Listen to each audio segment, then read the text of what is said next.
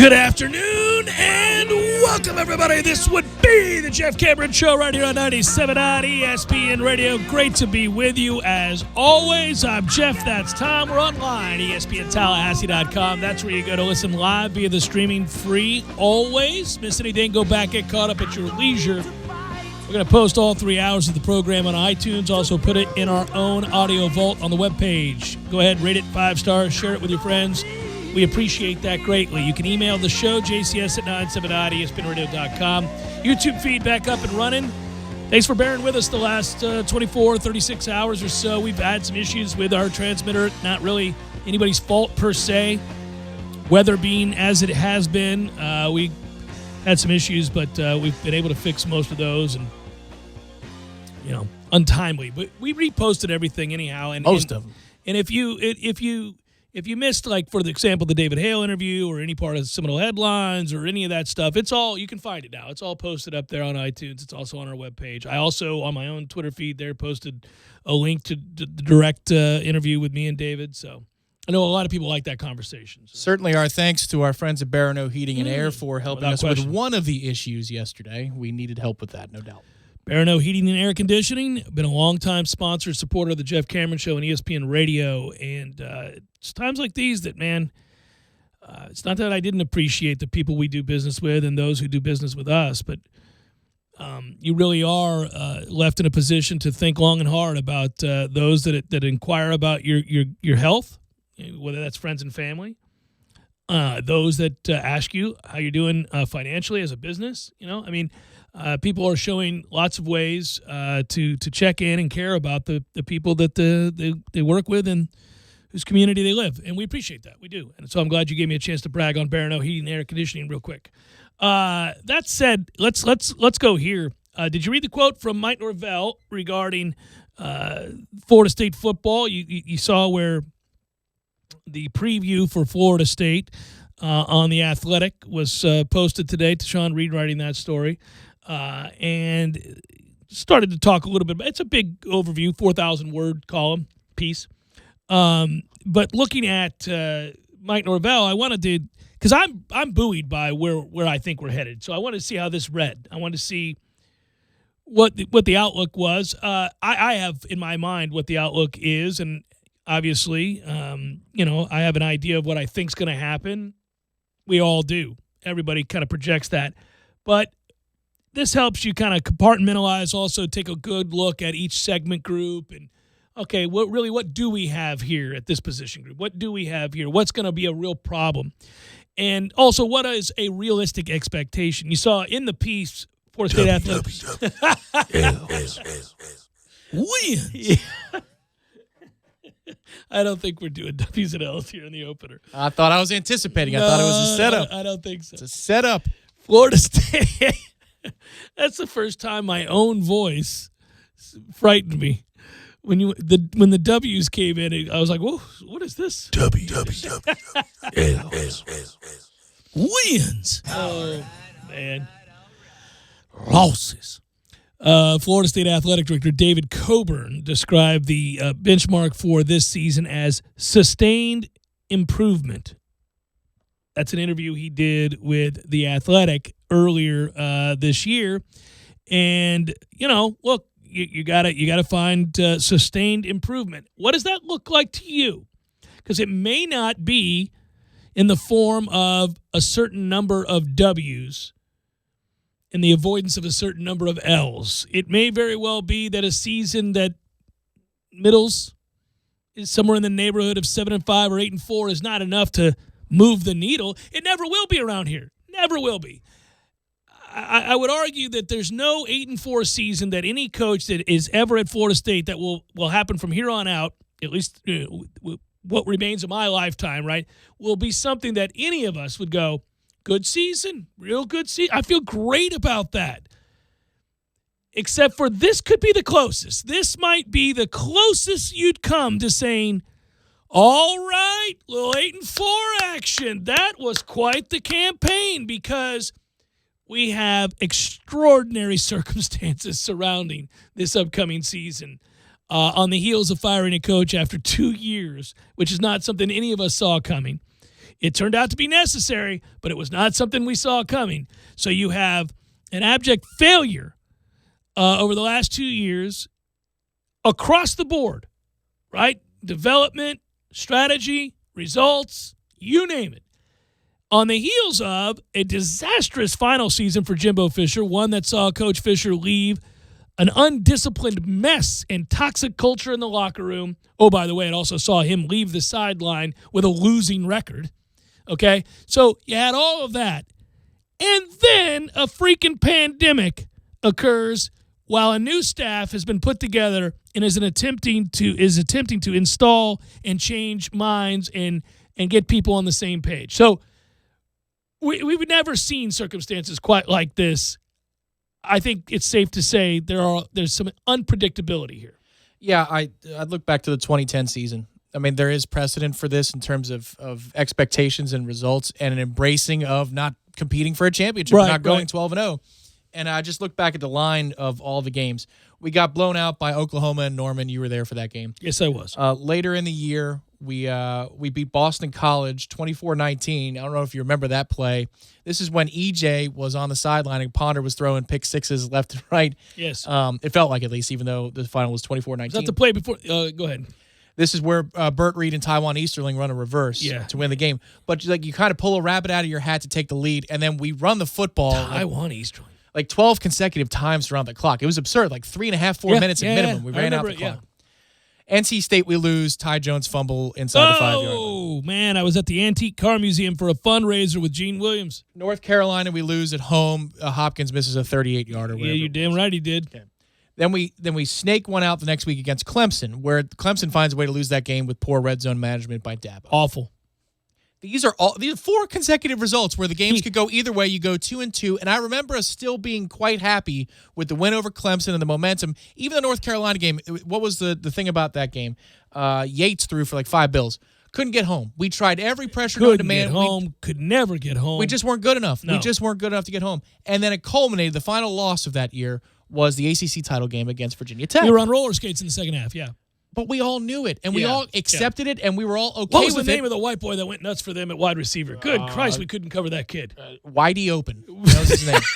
Whitey Open. He's going to be. On 3rd and 16. Every time. It didn't matter. Woo! But we all knew that we had limitations that year. We embraced it, and we thought, all right, this is all for the greater good. And we finished the season with a crescendo against South Carolina. But it wouldn't have even mattered. Everything felt like it was getting organized and moved in the right direction. Beating Miami and Florida helps in that regard. Yeah. But we felt okay about those losses because we knew that Jimbo was riding the ship. This year could be much the same.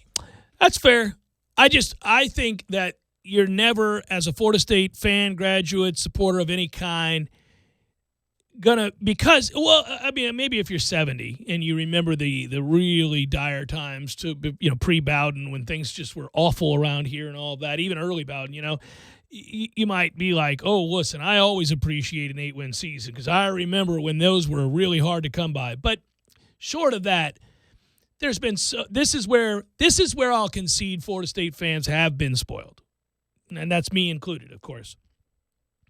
When you do what we did in the 90s and on into the 2000s before it starts to go sideways, and then you rally back and not too much time transpires before you're the most dominant college football program in America again, and you win 29 straight national title, send 22 players to the league in short order, you're used to such sustained success, and there's been such cachet built up that 8-4, middling seasons, 9-3, 7-5, certainly all become sort of you judge them one by one, and some look better than others given the set of circumstances, but they're not celebrated. They're not, all right, And I actually think this is one that would be celebrated. If they go 8-4, if they go 9-3 especially, we went through hell and back. Remember, during the lost decade, we didn't have sub-500 seasons. Not one. You're now looking at a situation here where obviously we have been an unmitigated disaster where not only did we finish below 500 and, not only were we in a situation where you're like, the teams we played with winning records would just dismantle us. We weren't competitive against anybody. who was good. Anybody that you would define as good in the game of college football, not great, just good, we couldn't compete against. And that's the backdrop to a new staff coming in and then a freaking pandemic. Woo! It's hard to know for certain exactly what this team is going to be. And that's where David Coburn's descriptor about sustained improvement really comes into play. Because I'd like us to beat West Virginia, and I think it's really, really important that we beat West Virginia if that game's played. Because West Virginia wasn't any good a year ago. Now, they do bring back their coaching staff, though. They're not having to go through the same sorts of upheaval that this coaching staff is as a new staff that only got to coach 3 practices. We're all dealing with COVID, and they are too, but this was going to be install. This was going to be competition. This was going to change minds. All of that hadn't been able to happen. So if they go and beat West Virginia, you'll feel buoyed because right off the bat, you're 2-0 at that point because you get the second opponent at home against who is it? Second opponent? It's somebody weak. It's always like ULM. Well, Stanford this time. Yeah. So you got a shot, and then game 3 is Boise. So it's interesting. Right. It's well, this is where it could serve you well. Let's just say the schedule holds and we can travel and all that stuff. So you get your 3 games. You have your first game against West Virginia. You have a week. You play Stanford. So you can go through your first. It's almost like it's not a glorified scrimmage because the game matters and, of course, the win matters. But when you're looking at tape, it's always talked about how the biggest improvement is week 1 to week 2. Game. Well, but you get a gimme the next week. And I think those games will be gimmies again. Now, even Stanford hasn't been a gimme or that type of program in recent years. But you get a chance to get better there and look at film and correct almost as though you had a spring game. Yeah. You gear up for the Boise game. Then you get a bye week. So in the first month of the season, you don't always like an early bye, but for this group that didn't have a spring, an early bye week is actually pretty good. Before you play NC State, right? Right, and then you start, it's NC State, then you play Clemson, you ain't going to win that one. So it's almost like you get another week to prepare. Not that you're going to give up on Clemson, you're going to try and shock the world, but you have all these little spots in the map, the first 5-6 weeks in the calendar of the football season, where you can gather and get improvement, install more, use more concepts. If they have to strip it down for the 6-week ramp-up period, you can start to install, and by the time you host Wake Forest on the 17th of October, maybe you're a team that has a lot more wrinkles than you did the first week of the season. Yeah, I think it's important. Sustained success means you look better, you're growing, you're getting more confident, you're executing better week to week to week. Now, obviously, injuries play a part in some of this, but those are unpredictable elements. But you want to see a team that's certainly better at the end of the year than they were at the beginning, and seem to be grasping concepts. They're in a position to succeed. They give themselves chances. Maybe they're lacking athletically. Maybe they don't block it up as well as they need to, but they're in a position to consistently improve over the course of a year. Also, real quick, kudos, Mike Norvell has not made the same sort of mistake. Now, he had a misstep, well documented. We talked about it. That had to do with wording last week, and that's all been well documented. But in terms of what he has said to the press about expectations, he has been smart about this. He is not throwing it out there that we're going to be world beaters right off the bat.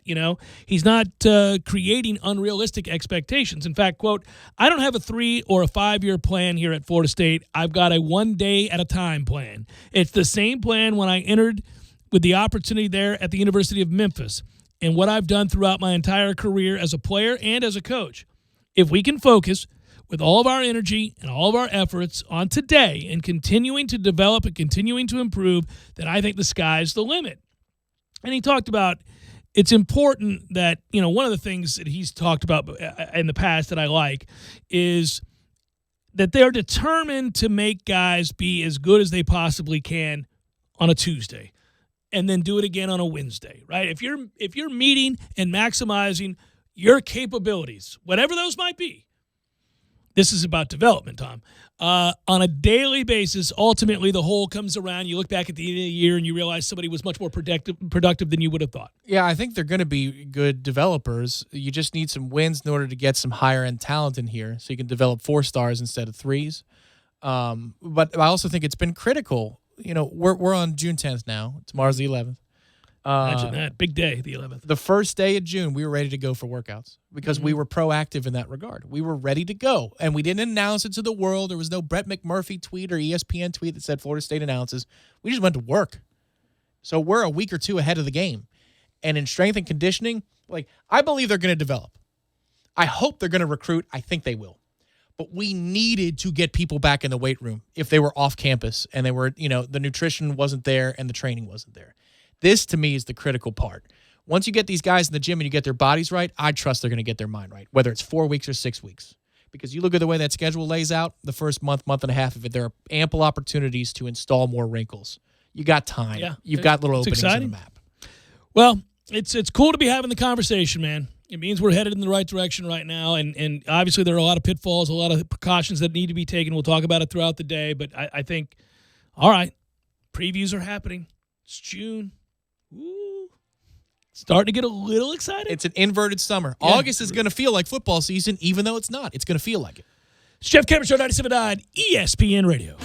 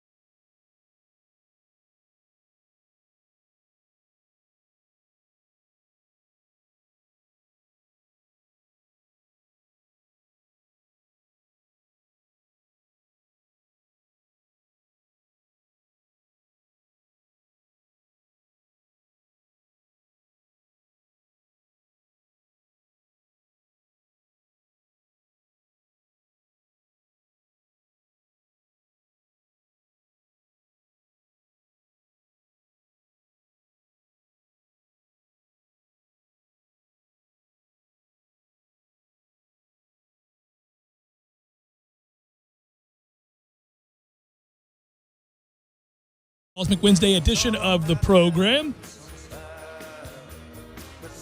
You know, I guess I should say this because I haven't figured it out yet, and I'm lucky to be in a position to decide this sort of thing. But, Tom, I don't know if we're doing a show tomorrow on my birthday or not. I may take the day off along with Friday. I just haven't figured it out yet. I can't decide if it's more appropriate for me to be on the air tomorrow as a means of celebrating the birthday that I promote for weeks on end. Or not. Because the one part of me is like, well, you don't have to work on your birthday. But another part of me is like, well, there might be news. There may be a reason to come in. You may need to do the show. After all, you've been talking about it forevermore. I mean, how can people properly praise me to my face or via the phone or email if I'm not here to receive these acts of love? I think you definitely need to be on the air for your birthday next year. That needs to happen. Oh, at 50? Mm-hmm. I might be in France. I don't know that I would be here. We need to do a 50-minute segment for your 50th birthday. Okay. 50 straight minutes. 50 straight minutes? Mm-hmm. We could do that. And by the way, when I say I might be in France, it has nothing to do with fleeing the country and everything to do. Although at a time like this, you know, it has more to do with I would be on some grandiose vacation that would eventually lead to me somewhere in Scotland golfing. I think, and you'd be on that trip too. So there you go, buddy. I don't know. Oh, start saving up. Yeah, start saving up. Indeed, we'll get that Robinhood account going. We're gonna have to do some things. Yeah, I mean, I've wanted to play St. Andrews and do something like that, you know, so we could do it. Plenty of cold Guinness flowing there, buddy. Man, so next year, the British Open, as long as they're not reshuffling the order, it's supposed to be there at St. Andrews. No, but I think they are reshuffling the order. I think the 144th British Open, which got canceled this year, is going to be played next year. Okay, so the locations have been pushed back by a year? I think. Okay. I don't know if that's true. We were looking at a potential honeymoon thing, but like the whole good God. We're dealing with a lot of stuff here, It's a bad time to be engaged and have wedding plans. Lots of people have noted, but I think that is true. That's a toughie. Well, thankfully we were going to be in the winter anyway, but still, like, you know, the trickle-down effect of, other people need to reschedule, plus you don't know, are the venues going to be around? Right, yeah. Those types of things. But we were looking at, and we were saving our pennies towards doing a British Open trip. And it's at St. Andrews, and they take you golfing on the trip. There's a black tie affair. I mean, this is hoity-toity crap. But maybe once in a lifetime for a honeymoon, that'd be a it's your trip. Honeymoon. You're damn well going to do something you want to do. And it honestly wasn't solely my idea, which is why I was like, man, I need to take advantage of this. Let's go. I'm going to get the green light on this thing. Yeah, we did 10 days in Ireland. It was ours was delayed because of the time of the year. And so we originally did like a weekend in Savannah, which is a far cry from 10 days in Ireland. But we just had to, oddly enough, I had never been to Savannah. And I've been to a lot of places, but Savannah's nearby, and I had never been. And Christy's like, well, we should go to Savannah and just spend the weekend. Good food, great history in terms of like a lot of novels been written there, Midnight in the Garden of Good and Evil and all that stuff. That's where it takes place. It's on my bookshelf. I think that's right. Do I have that correct? I don't know. I was bluffing. Maybe that's New Orleans. I can't remember. It was made into a movie. I never saw it. I think Kevin Spacey's in it, which that's interesting in its own right. Interesting set life. Yeah. So the point is I hadn't been to Savannah, and she wanted to go, namely because of the food. So we went. We went to Savannah. Yeah. I was disappointed in Savannah, but that's the famed trip where I got so sick. How long of a drive is it? 3-4 hours? Yeah, it's a few hours away, I think. Yeah. You know where I'd go for food? Baton Rouge. Oh, buddy. Oh, my God. Considerably longer drive, but yes. Holy cow, though. Well, listen, the state of Louisiana in general, there are eateries everywhere. Louisiana is an interesting state. It really is. I had this discussion with my brother up in New Hampshire the other day. It's like you get a certain feel in most states in the South, not always a good feel. But Louisiana's got its own thing going on there. You have obviously the South and the good and the bad of that. But you know when you think of Creole culture and the food and all, I mean it's awesome. And the historical aspects of Louisiana are also very, very interesting. And so every time I go there, I have great food, great coffee, great music all around. I mean, there's a lot Okay. There's a lot of culture here. It is. A lot of It's stuff robust. Robust. That's right. Overwhelming even. A lot of stuff you're like, I don't know. I don't know if I'm going to like this, but okay. Right. You order anywhere else in the country, you get like a plate. It just says like a jumbo sausage and cheese plate or whatever. I said, hold the cheese. So you think it's going to be like a regular dinner plate. It was a platter, sir. Yeah. It was a baking sheet, to be specific. It was a baking sheet. Well, you and I... Just filled with deliciousness. What's the name of the bar we went to where I had the redfish? That's the same place I'm talking about. Yeah, what's the name of that I got place? the bacon sheet. It was I don't know. fantastic. I don't know. Oh, we had a good time. I could track it on the map because I know it was on that main road where all the boosters live and the coaches and where stuff. Saban used to live. Mm-hmm. Yeah. Those homes. Oh, spectacular. Sweet Jesus. Spectacular. Yeah. It's right by the golf club that we wanted to pull into. Well, what's crazy about it, though, is it's like a Golden Eagle, Killarney, the better parts of Killarney subdevelopment, except it's on a main drag. It's on a main drag. There's no gated community, nothing about it. A bunch of cool bars and restaurants along that strip there. Exactly right. All right. There's another place. Look at this. Here's another place. Let's go on in here. I'm going to enjoy this drink special. You talked to Meat yet about the idea of playing LSU for 2 out in Pensacola once a year? I haven't, and I need to bring that up. Mike, if you're listening, Tom's got an idea, and I think it's a good one. We ought to play 2 against LSU or 3. Or a weekend series. Weekend series against LSU every year for starters, and we ought to do it in Pensacola. Perfect middle spot there. It's a great minor league ballpark there. Let's get after it. That'd be fun as hell. That would be fun as hell. Let me answer this question. That's what I started to do, and then I forgot to get to it. Maria, is it Maria? M-A-R-I-E?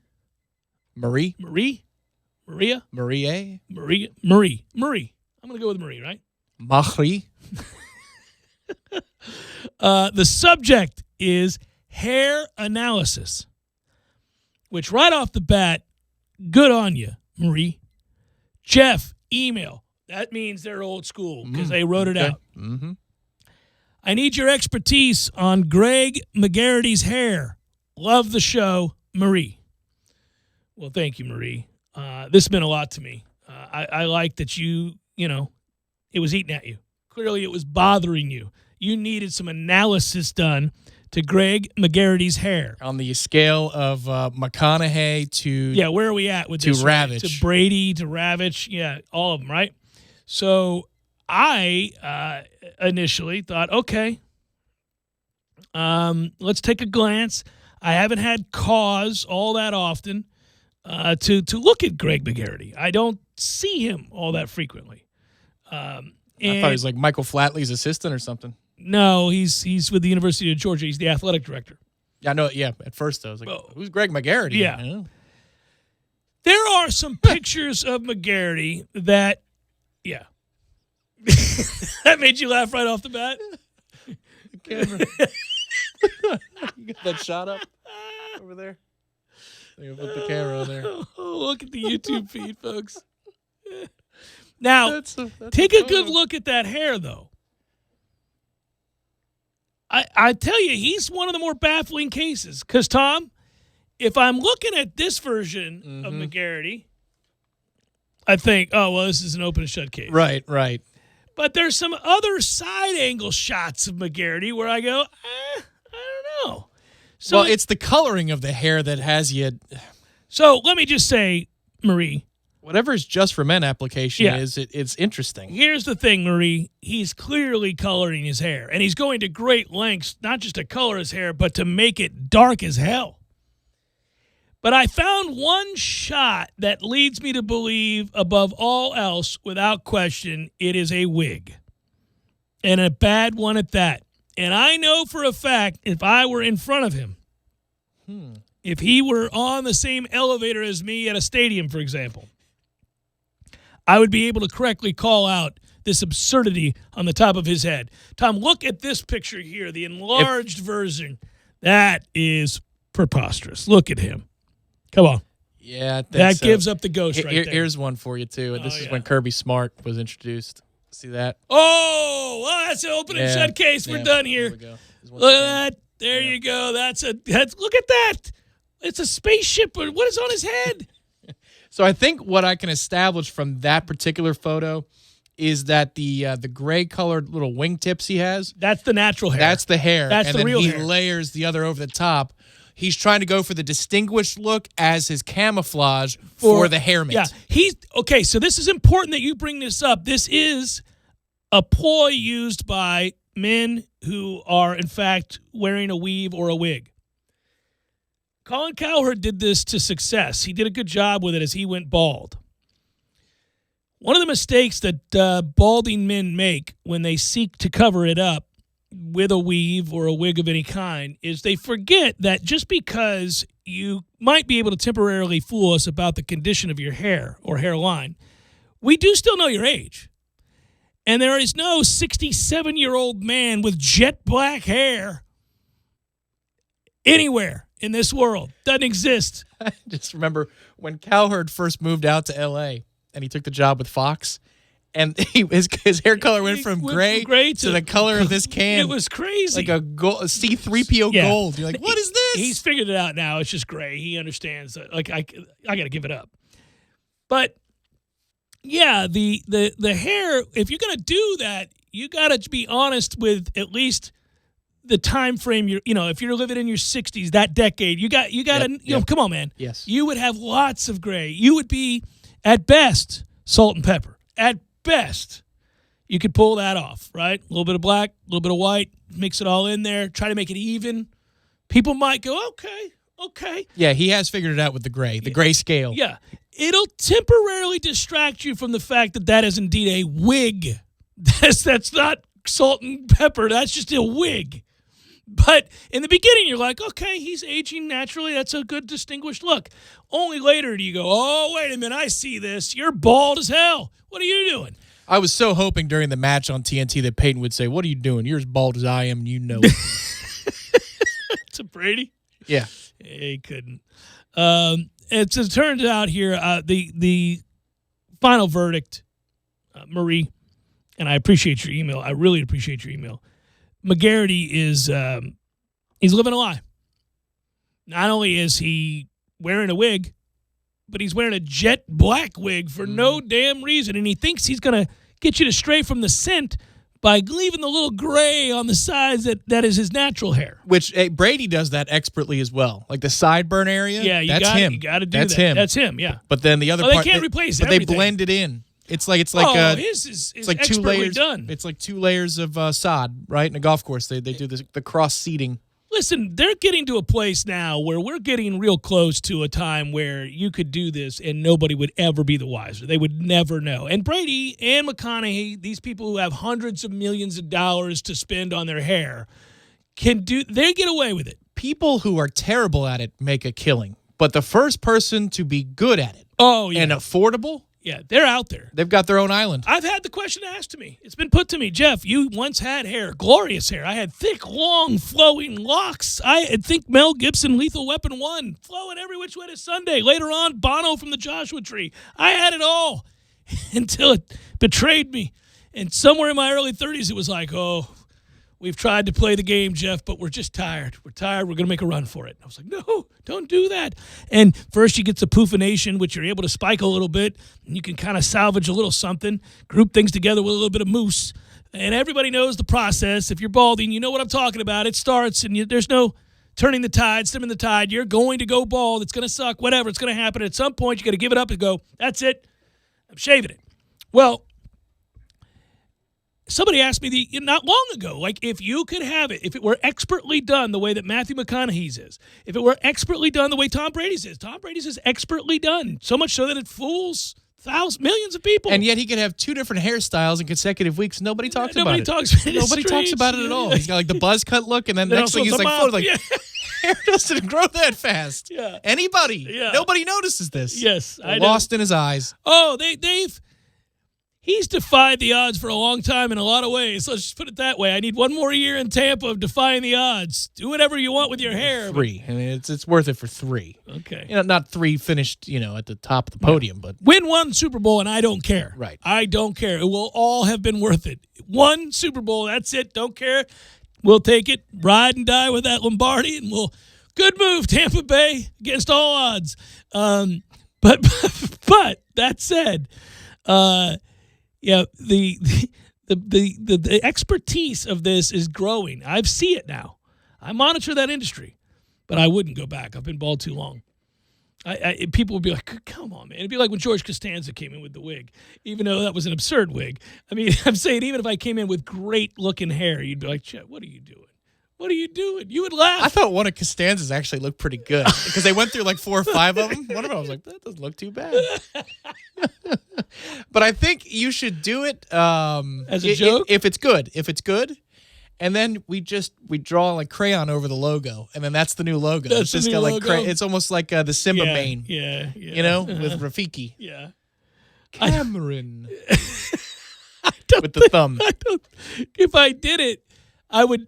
The best way to do it would be to come to work like nothing was different, and just talk to you like I'm talking to you, and you're staring at my hair like, "What are you doing?" But what would it be? Would it be like Agassi? Early Agassi? You mean, well, you just have to go all in, right? No, I think I would do it. You would phase it in? I'd phase it in. Be like, Jeff looks like he's got a little bit more hair than normal. He's growing it out, I guess. Because I do have hair. Now, I shave it literally every other day. So, I shaved it this morning. This is a bright sheen. This happened after I got done working out at Orange Theory Fitness. Quick plug. I went home, rinsed off so I didn't stink up the joint, but I shaved my head while I did it. And, man, I'll tell you what, I am a record-breaking head shaver now with a razor. It makes my wife nervous. I'm so fast with it. I go backwards and forwards. Boom, boom, boom, boom. I get it done. It's unreal. It used to take me forever. So let me ask you this. If you could have it just all removed, like the laser treatment, but it got like streamlined and takes like 10 minutes in and out, would you do it? No. Call it a day? No, because this gives me texture, gives me a little shade. Okay. Gives me a little shade. I'm not so. I'm shiny, especially with this light above me in the camera, but it gives me a little shade. You can see that I have hair. It gives me just a little bit of darkness there, a little bit of a tan. The hair tan? I get the hair tan going for me. You don't want that SVP look. No, I don't need it. Marie, question answered. It's a lie. And he's doubling down on the lie because he's wearing a wig, and it's a jet black hair-colored wig. You got to do one or the other. Go gray. Go gray, Greg. If it was gray, I'd let it slide. I might go. It's possible, because there's enough uncertainty at certain angles.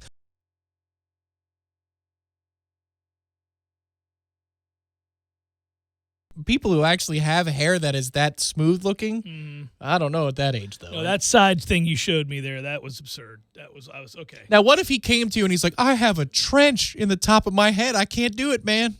I gotta live the lie. Because people, it's like the Death Star trench.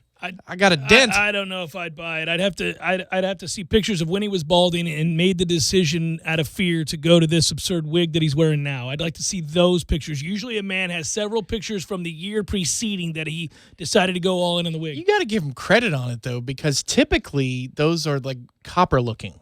People don't go jet black with that kind of look. No. Typically, that age, that demographic. Yeah, my man decided he's going all in. It looks like a ping putter from like 1997. No. That's the color.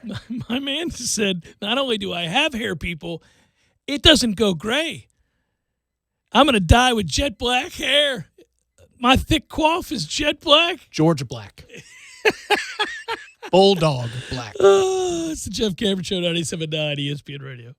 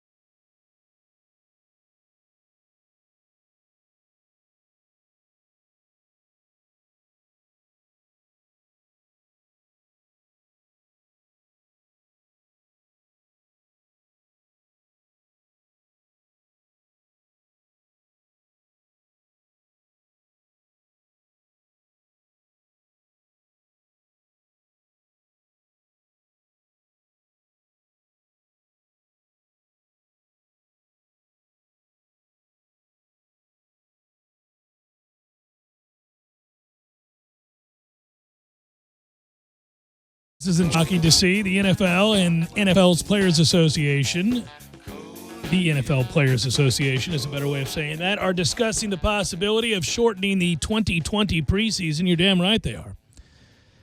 There was real momentum for this prior to COVID, but obviously it's happening again. Now, in the wake of Tom Pelissero reporting today that sources have informed him of that situation. Nothing's been finalized or is even near finalized, but a shortened preseason obviously allows for a longer ramp-up for a league filled with players who weren't able to get their usual off-season work in with their teams due to restrictions brought on by COVID-19. So that makes an awful lot of sense, and that's a good thing.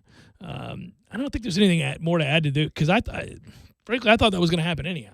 I think what this does, though, is it opens the door to a 2-game preseason forevermore and an expanded regular season. Yes, it does. Here's your chance to get used to it as a fan base.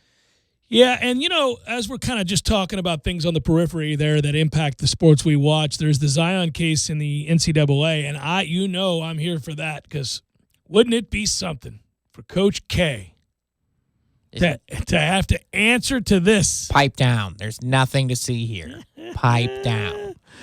You continue to read some of those. By the way, I think the biggest thing that stood out to me, and we'll have a chance to talk more on this as it goes forward, but I think the thing that surprised me the most was the more I read, the more I realize the FBI had Nike texts back and forth as well.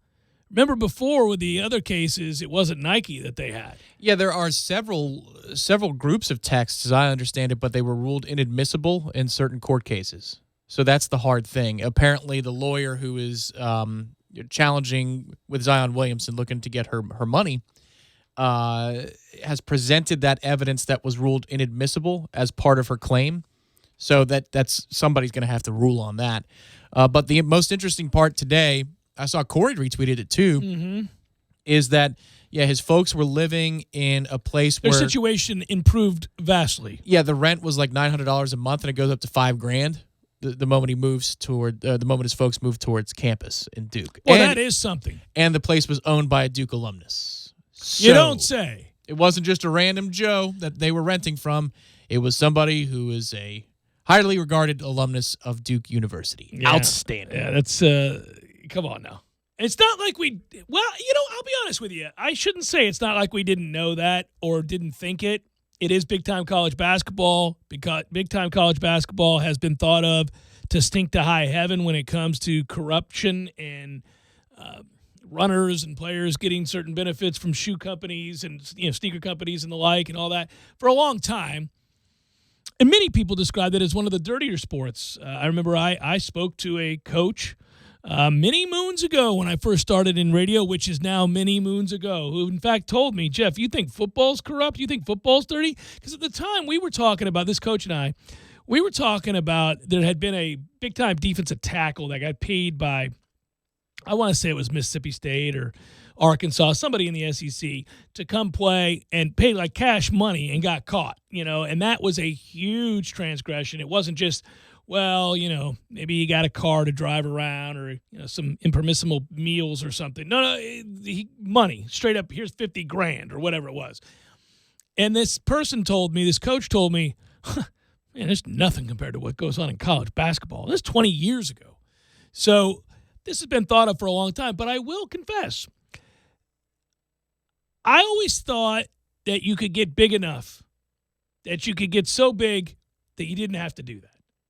And what I mean by that is, if you had reached a place of such heightened awareness by recruits all over the world that your program was amongst the creme de la creme of all the sport, merely being Kentucky, merely being UCLA at one time, merely being Duke in this case, was enough to certainly garner huge interest from the best players in the world. It's not like you're getting offered to that class just below, that tier just below. Yeah. And therefore, you wouldn't have to go to such great lengths to cheat to bring in players, because you were already going to get every McDonald's All-American's interest. Yeah, but in theory, you'd have to collude with your top rivals to not cheat, which is kind of weird. You don't collude to not cheat. Yeah. But like, you'd have to call up Coach Cal if you're K. Be like, say, hey. no more cheating. Yeah. And then that's the end of it. But K replaced Cal. Cal was getting all the one and dones, and then K did it better. And so how does that happen? Maybe this is how it happens. But what's interesting to me is consider this, though. It's kickbacks to a booster. If there's a second level to this. Yeah. If that's a $5,000 a month rent check that booster is getting, the booster's actually making money back. Well, I'm here to watch this play out, my friend. This will be good. Usually the booster pays the player, and that's the end of it. Not they get a check back from the family. No. You and I were talking off the air. Who is it you want to go find? The guy that with Reggie Bush's parents? Oh, Michael Michaels, I think was his name. It was a name that was the same, first and second. Gangster. That guy was sitting there with that cigar. It was the guy that Reggie Bush's family didn't pay, and he was pissed. The establishing shot on Real Sports, which I think the report was from 2008. I was trying to find it today, and you can't find it on YouTube. Maybe there's an HBO archive I can go find. But the establishing shot of this guy is him watching a television, his silhouette, a cigar in his hand, and just the smoke of the cigar rising to the top of the room. And you just get this sense of, oh, my God. Who did they sell their soul to? And how many people has this person killed? Yeah. And then he goes on record saying, he was like laughing. They're like, are you involved in this? And he's like, and you're like,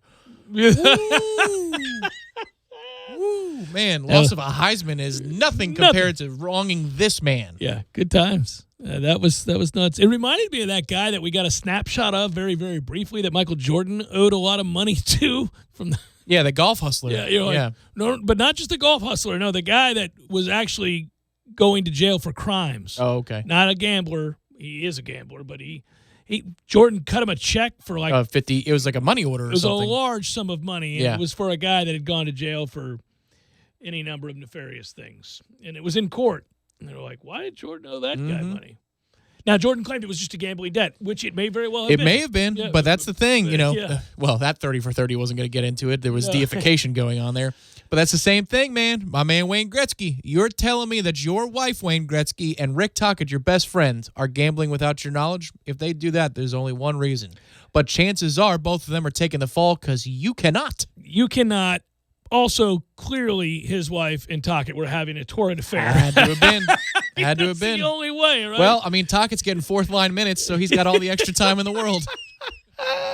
It's the Jeff Cameron Show, 97.9 ESPN Radio.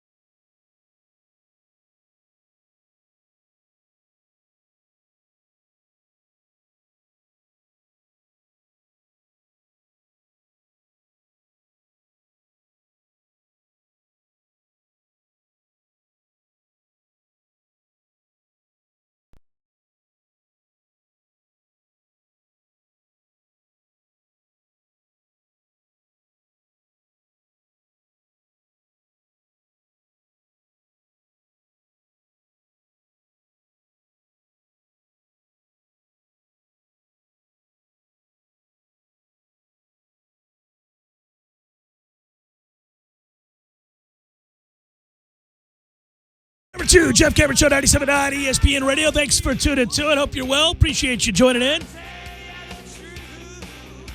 Really appreciate you joining in. In fact, we're online, ESPNTallahassee.com. That's where you're going to listen live via the streaming free. Always don't miss anything. But if you do, go back, get caught up at your leisure. I had the occasion today to select Sungjae M, and it made me feel good to do so. You know, my 3-man team, each week in the world of golf, it's happening. I have John Rahm and Sungjae M so far. Third pick, fourth coming later in the hour. On my cell phone, not to be told to you guys. How many potato chips is that, Well, last segment, we do them in sessions, actually. Mm-hmm. Last session, a few hundred potato chips came my way. That was a good session. If you win all the sessions, you can do quite well for yourself, but it is hard to win all the sessions. Plus, you get side action. All right. Hey, now, who doesn't want side action? Well, side action, married men don't. I'm kidding, guys. But side action is, how many rounds one of your players leads outright.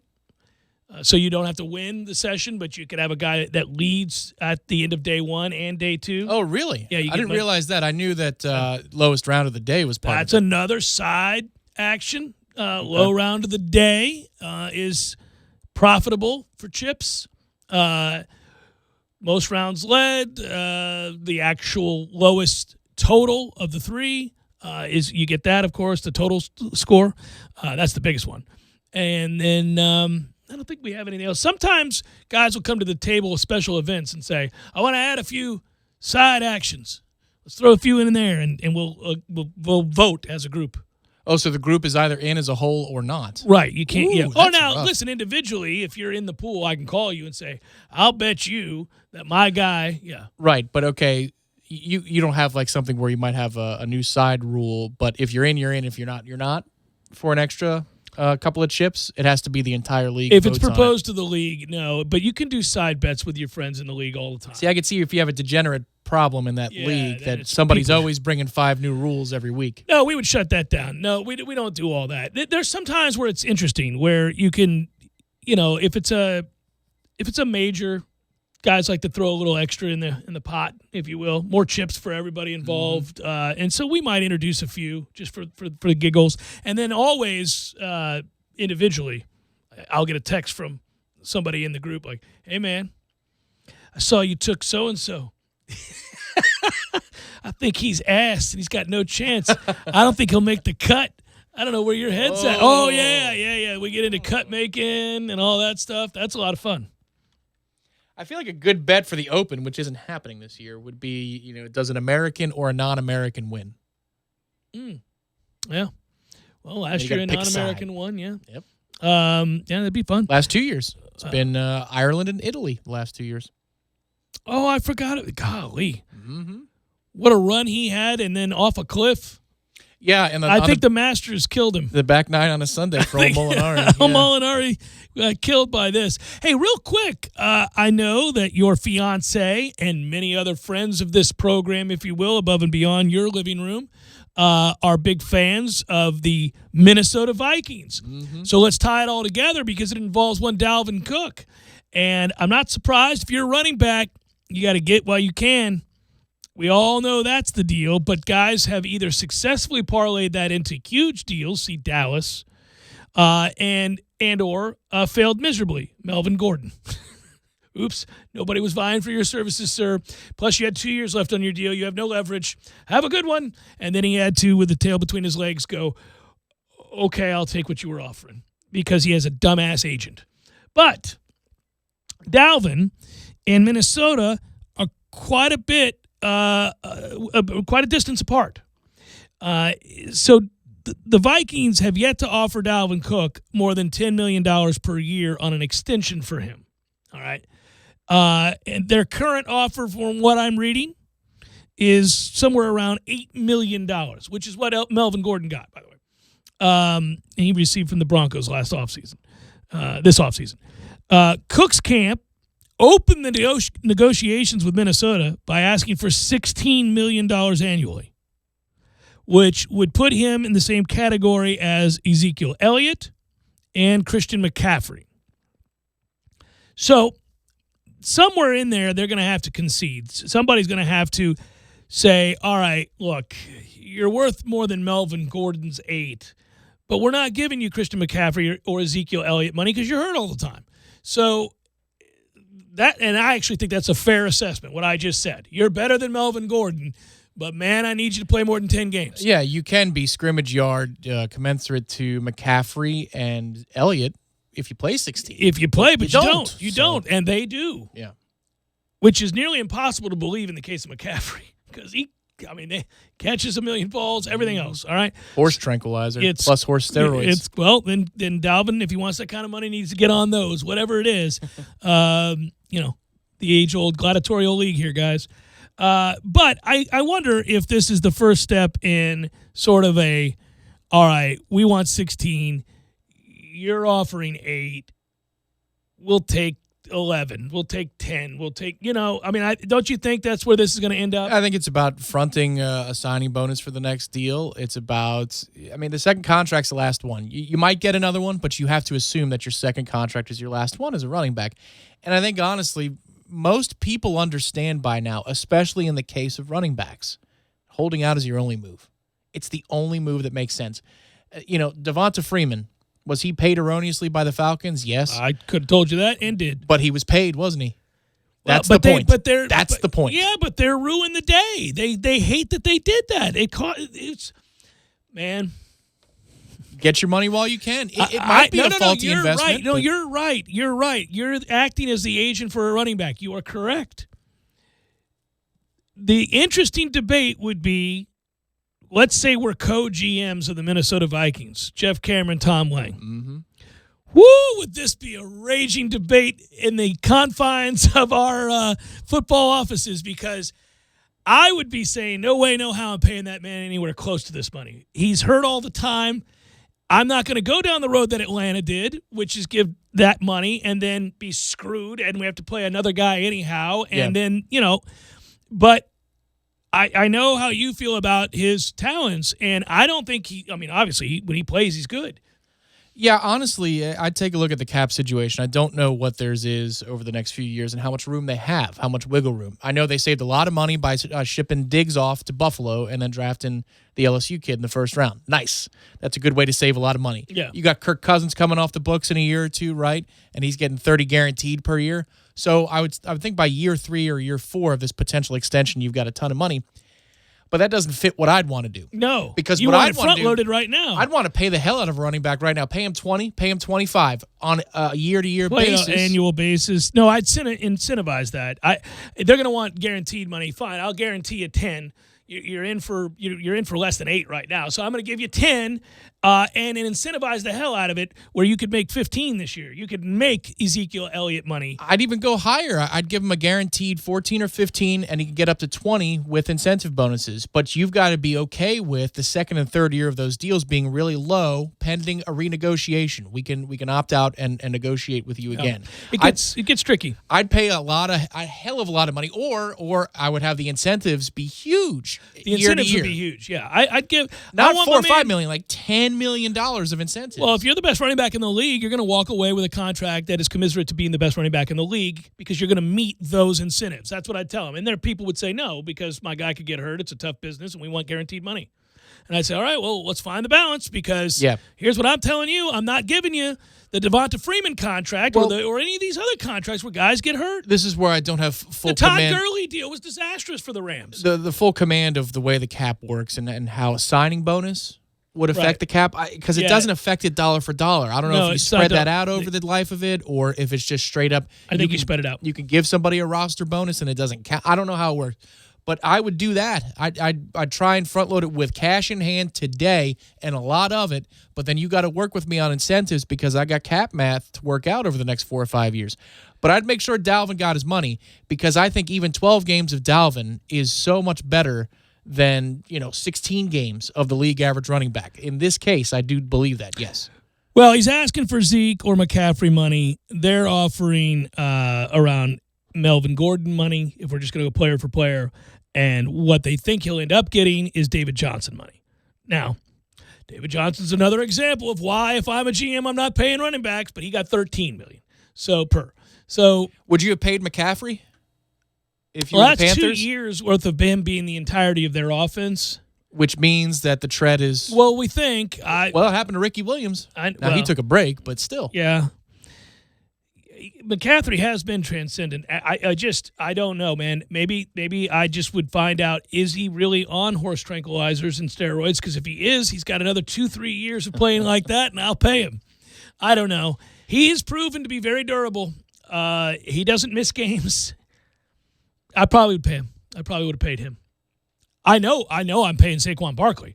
I mean, that guy's, and he has been hurt, but I'm paying Saquon Barkley. See, even Saquon Barkley gets hurt. And that guy has legs the size of Texas, and he gets hurt. I'm still, it's crazy. There's something to specialization. And, and this is, Dalvin came here. I always flash back to this. Dalvin came here on a signing day. He said he loved the idea of playing for Jimbo because Jimbo doesn't feature backs. I know. He saves carries. Yeah. Whoops, because he probably would have already gotten his second contract with the amount of tread on the tire if it actually went out to plan. And his career here went to plan instead of him being the sole reason that we were any good at all before Jimbo left. That's true. And after Jameis left. It's the Jeff Cameron Show, 97.9 ESPN Radio.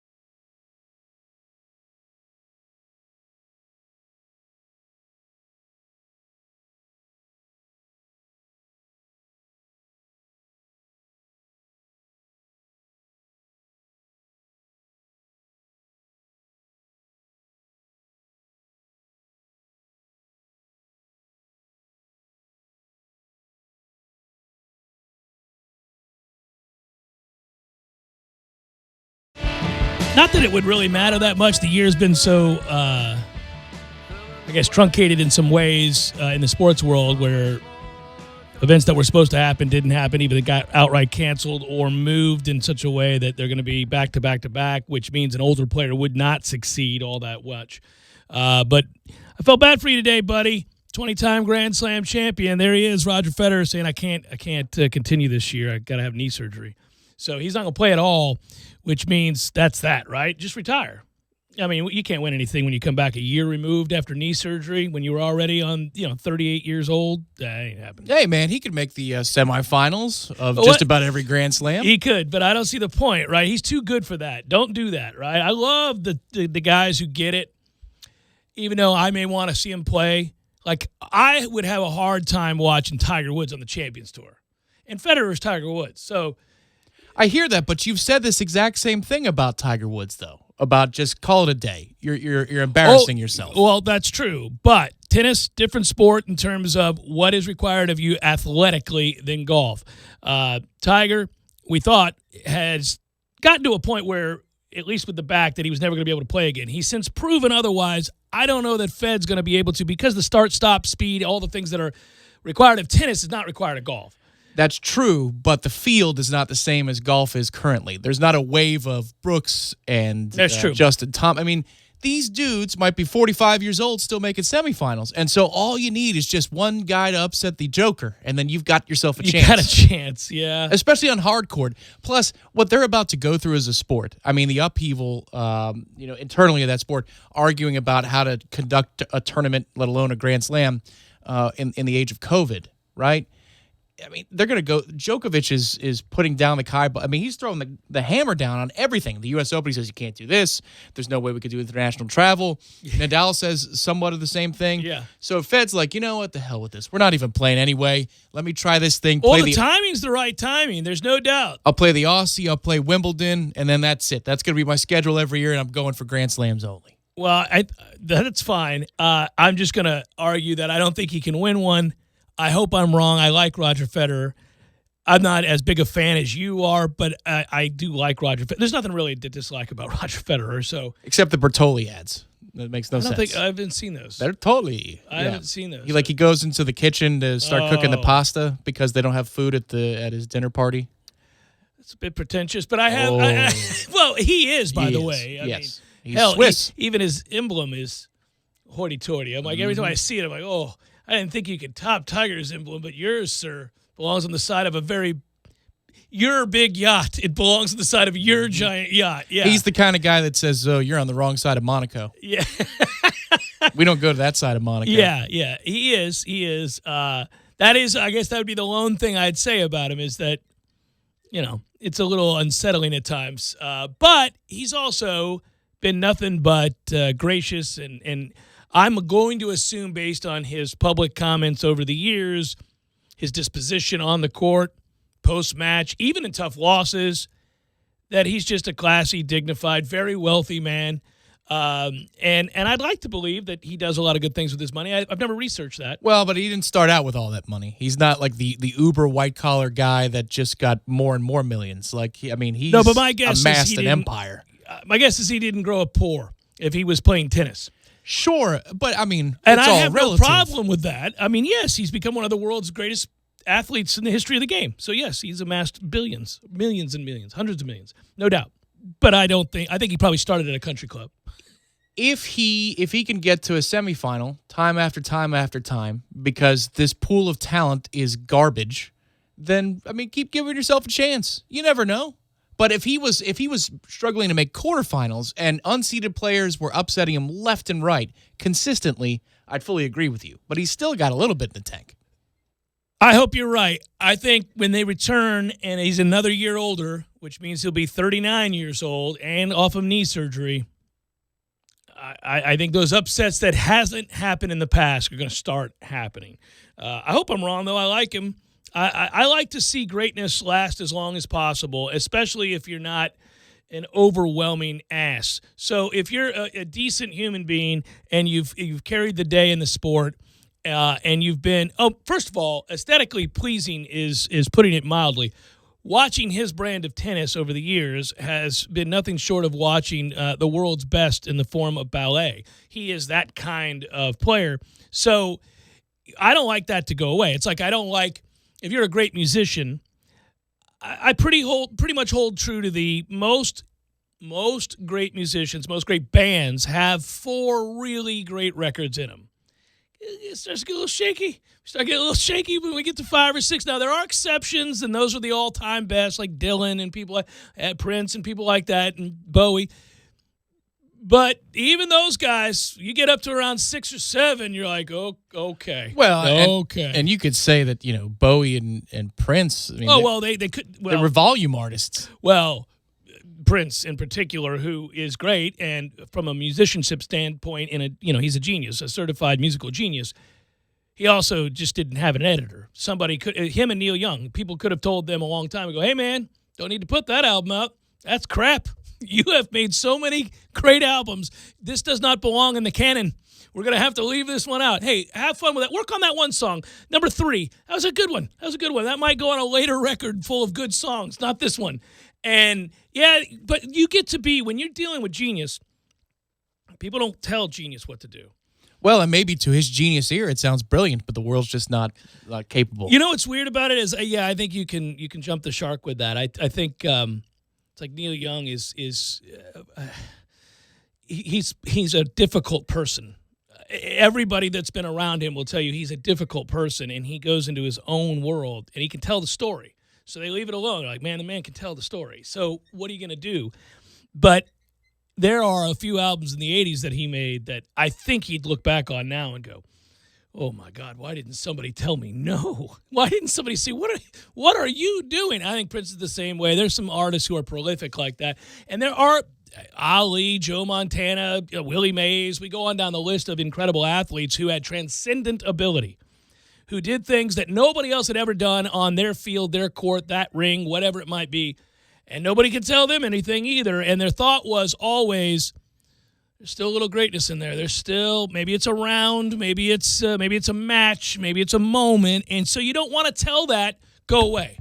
Just go away. Well, that's Tiger and Fed. I mean, Roger's latest 2 or 3 Grand Slams that he's won have been in the face of previous injuries where he was saving himself and trying to time things out. It's very similar to the way Tiger talked about Augusta, which is I'm trying to peak for the right time because I know that I've only got this much resource left. I can't go play a full schedule. Not that Tiger hardly ever did in his never career, really did back in the day, yeah. But even by his standards, he's like, man, I've only got a few weekends in me a year. That's got to be weird. I'll say this. That's for golf, they play it at such a level that I can't fathom playing it at. And to do that, they have to refine every aspect of their life, their diet, their rest, their workout schedule, their practice schedule. But, I never associate golf with that. I mean, I know that at damn near 49, I know that I can't turn and I'm not as flexible as I once was, but I was never that flexible to begin with. I hated stretching, always did. And I'm not as strong as I was when I was 21, but it doesn't really matter in golf, right? Usually it's just about, whether or not you square it up consistently and that you've got reasonable club head speed. But we're not playing professional courses that are so much longer. So maybe it's unfair of me, but Tiger kept himself in such great condition. When you look around, you see Phil's club head speed is faster than it's ever been at any point in his career. Golf's the lone sport where I'd say, and by the way, it returns tomorrow. Real golf live counts for something, and I'm betting on it. Anyhow, that said, if you can be, what's Phil? How old is Phil? 50? 40? Pushing 50, yeah. How old is Phil? I don't even know. He's up there. If you could have 49 years old. He's 49 years old. You're about to share the same designation. That's correct. I'm about to be as old as Phil Mickelson. And he's got faster club head speed by like 3 miles per hour. That's significant than he's ever had. if he can find a way to putt every now and again, I don't really see why he can't compete. Whereas in other sports, I just don't, the stop-start, the speed, the athleticism that's required is so much more. And that's not crazy. I mean, I get that, Jack won at 46. Yeah. And at that time, nobody won in their 40s. Sure. It was a big damn deal. But there are precursors to what Phil and Tiger are about to do, and they're just lower key. Like Fred Funk won the Players at whatever it was, 48 years old. Marco Mira. Vijay Singh. Well, and Steve Stricker is how many times when he was in his late 40s, early 50s? Steve Stricker, who isn't, not all that great a player, PGA Tour Hall of Famer or anything like that. Right. How many times was he in the final 2 pairings on a Sunday of a major for a good 5-year stretch? Like, there's Strick again. Must be the PGA Championship because Strick has come out again. Well, he can putt.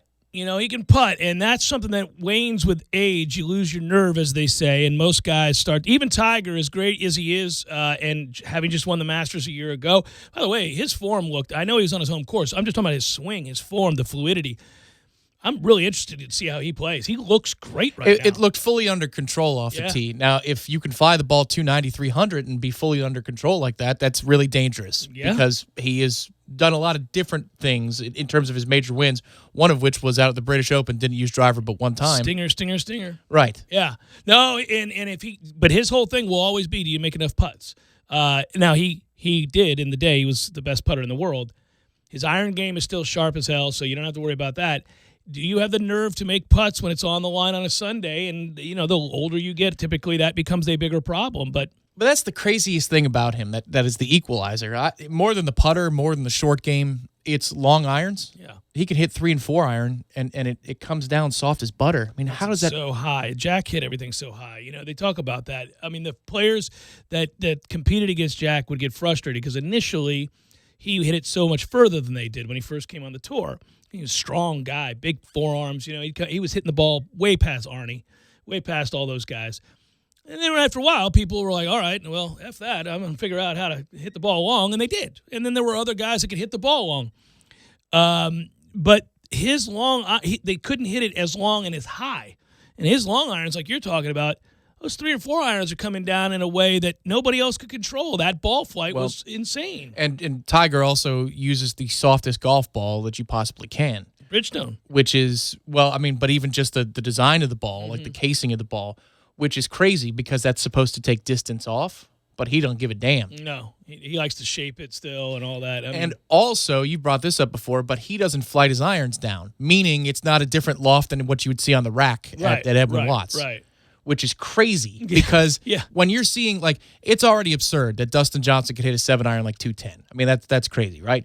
But it's probably flighted down from a 6 or a 5. Right. So at that point, it's still insane and cool, but it's not as crazy. Right. Yet Tiger is hitting his 4 and 3 irons that are off the rack, and he's hitting them, and they just stop within a foot or two of landing. There are other aspects that are shaped for him, obviously. I mean, You and I can't buy Tiger Woods' clubs. No, but when you're talking about loft, that's a big deal. It is, yeah. Well, that's why he's a transcendent all-time great. It's why he and Jack are the 2 greatest golfers of all time, and they can do things other people simply can't. When you talk about that talent, I always used to ask golf people this all the time. I'm like, what do you mean by talent? Listen, you can either hit the ball in the center of the club face consistently or not. What do you mean by talent? And they would talk about those things. Sometimes it would be club head speed. Sometimes it would be what was between their ears. But other times it would be like Rory's hips. Now, that's not normal to be able to do that. And he can be that small and be the best driver of the golf ball in the world and also have the distance to go with it. It's insane. He does that all the time. That's just talent. He has a lot, for lack of a better term, people will say, well, that's just God-given talent. I mean, that's just something you could teach 1,000,000 guys to play golf. They can't do that. Right. I think there's some of that in Tiger's game, obviously. Well, I mean, also the ability to call upon a shot when you need it. And I don't mean like on Sunday at a major. I just mean you're behind the tree and you've got to hook it and then also flight it up so that it explodes out of the ground and it gets over this one tree but stays underneath another one. Like, dumb stuff. What does it actually mean in terms of hand pressure? He knows. Oh, yeah, he knows exactly. He knows exactly what the hell that means. Yeah. That's like Peyton Manning can't feel his fingertips. and somehow he's able to throw the ball on a dime 55 yards down the right sideline. What the hell is that? That's arm pressure. He just knows. So, by the way, this is cool because it applies to almost all things, and talking about reaching back and not maybe it's true if you could take this Christopher Hitchens in debate, right? He had instant recall. He could take, I mean, we all have read a lot of books. We all have a pretty good, solid understanding. Well, I shouldn't say we all, but many people I've met in my lifetime have a very good understanding of history, not just this country's, but world history, and any number of time periods in civilization that they can tell you something about what happened then, what Mesopotamian society. They can tell you something about what happened there, and you can go, whenever, what Crusades, all right, whatever. I'll tell you something that I know about that era. He had, photographic memory, instant recall in a debate to tell you names, places, and he was always right. They would go back and check it and be like, he didn't pull that out of his ass. That did happen in 1210. Right. Instant recall. Well, Jimbo Tony Dorsett runs for 206 in this bowl. Right. Like, just in the presser, I'd be like, all right, Tony Dorsett, 206, 19, 7, whatever it was. Yeah, and then I look it up. Sure did. To the yard. To the yard. Yeah. Well, and that's photographic for him. That's there's a debate about photographic memory, so I won't say it's photographic, but he certainly could recall all of those numbers instantly. And that's rare. Not everybody has that. Even really wicked smart people. I mean, people with higher IQs than either one of those guys sometimes don't have that ability because it's insane. It's just preternatural. Nobody has that. Well, it's much easier to win a debate when you can remember every fact that you've ever read, and if you're a prolific, voracious reader, that helps. Yeah, that's cheating. That's not cool. It's about rhetorical art, not memory recall. It's frustrating, but he also had the rhetorical to boot, so then now you were screwed. But that said, with Tiger, and you're talking about these shots, and just in terms of people being able to call on things, Trey and I were talking about what he sees on a regular basis, and of course, there's a guy that coached Brooks Koepka, and I mean, not for nothing, Daniel Berger and any number of other pros, guys that have gone on to do great things. Jonas Blix, who's recovering from a back injury. That's why we haven't heard from him. He's just now on the mend. I asked him last week, where the hell is Jonas Blix? Did he fall off a map? And he's like, no, he's been hurt. He had surgery. He's been out for a year. I was like, oh, okay. Well, now I'm not mad at Jonas anymore. It's not that he's trying and sucking. It's that he's hurt. Will he come back like somebody after Tommy John and be able to hit the ball at 260 now instead of 240? Yeah, I was going to say, it would be cool. His problem is he can't hit it far nor straight. So he's got a problem. That's been a problem of his for a long time. If you can get him on the green, he's going to make the putt.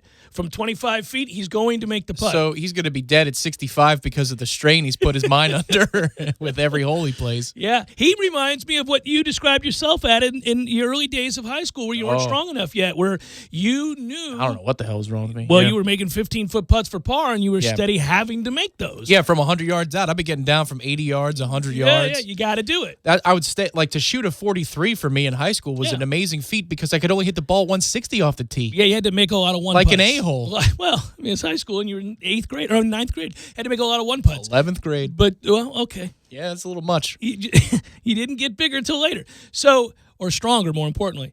2 years later, I'm hitting the ball 300. Go figure. Yeah, well, there you go. I mean, everybody matures differently. But what he told me about the greatest players that he's around, and, of course, he's competed against as a coach, Ricky Fowler when he was at Oklahoma State, Justin Thomas at Georgia. You go on down the list, or is he at Alabama? I can't remember. Anyhow, all these guys. So he would say that one of the things that happens when you deal with players of that skill set, and this would be true of a great tennis player, this would be true of a great baseball player. I brought it up last week, Ichiro, the video that somebody posted of him throwing off the tops of the bottles, which that's still the dumbest thing ever. He's like 25 yards away. Ting, ting, ting, instantly. Well, okay, that's eye-hand coordination, the likes of which we can't fathom, in addition to an awful lot of hard work.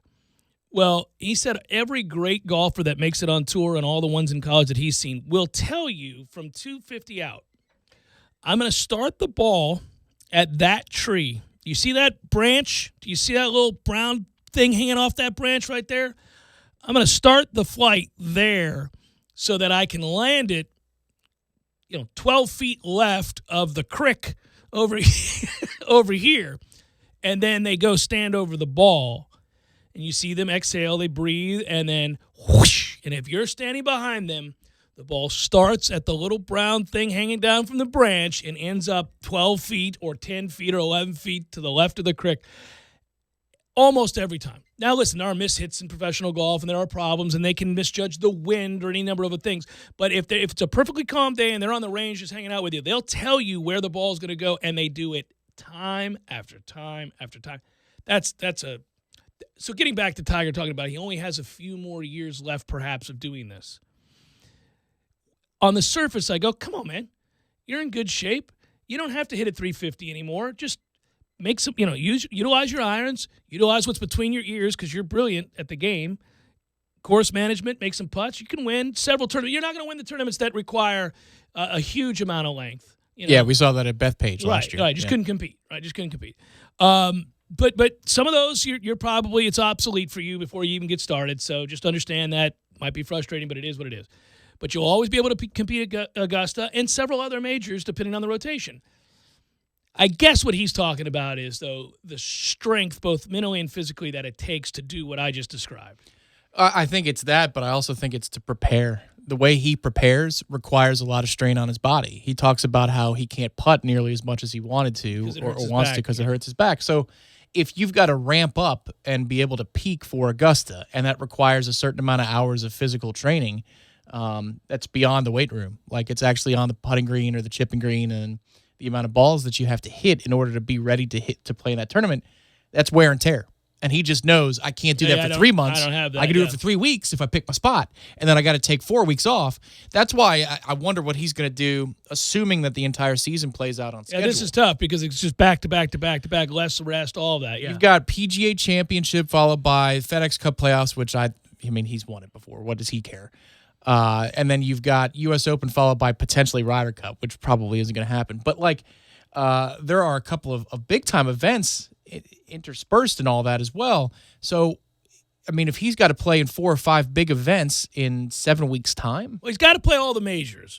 So whatever. There's only 3 of them now, though. Yeah, you got to play all 3 of the majors. Give yourself a shot at number 16.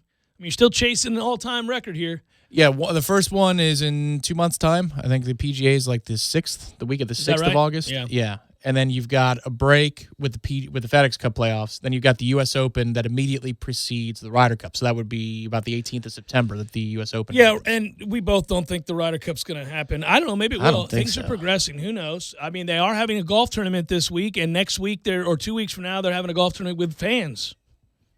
So, we are getting to a point where perhaps there does seem to be a real sense, and I know we got a break. We can talk about this. In fact, let's take a break, come back, and talk about the sports world as it pertains to COVID and what's going to happen. I made some calls yesterday to talk to some people in athletics about what they're seeing in terms of the shift in the momentum.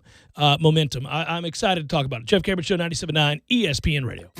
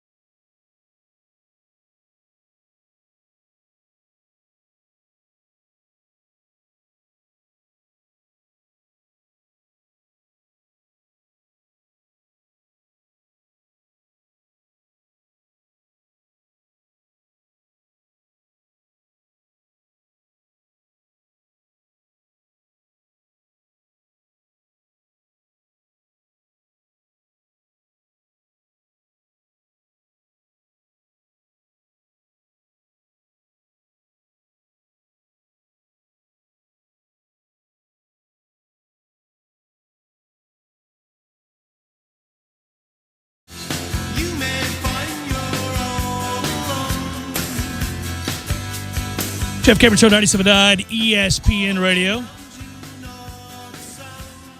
I'll get to some baseball stuff later, next hour. There's another proposal, and I mean, maybe, I had ruled it out, but perhaps I'm wrong here. Maybe they are going to play.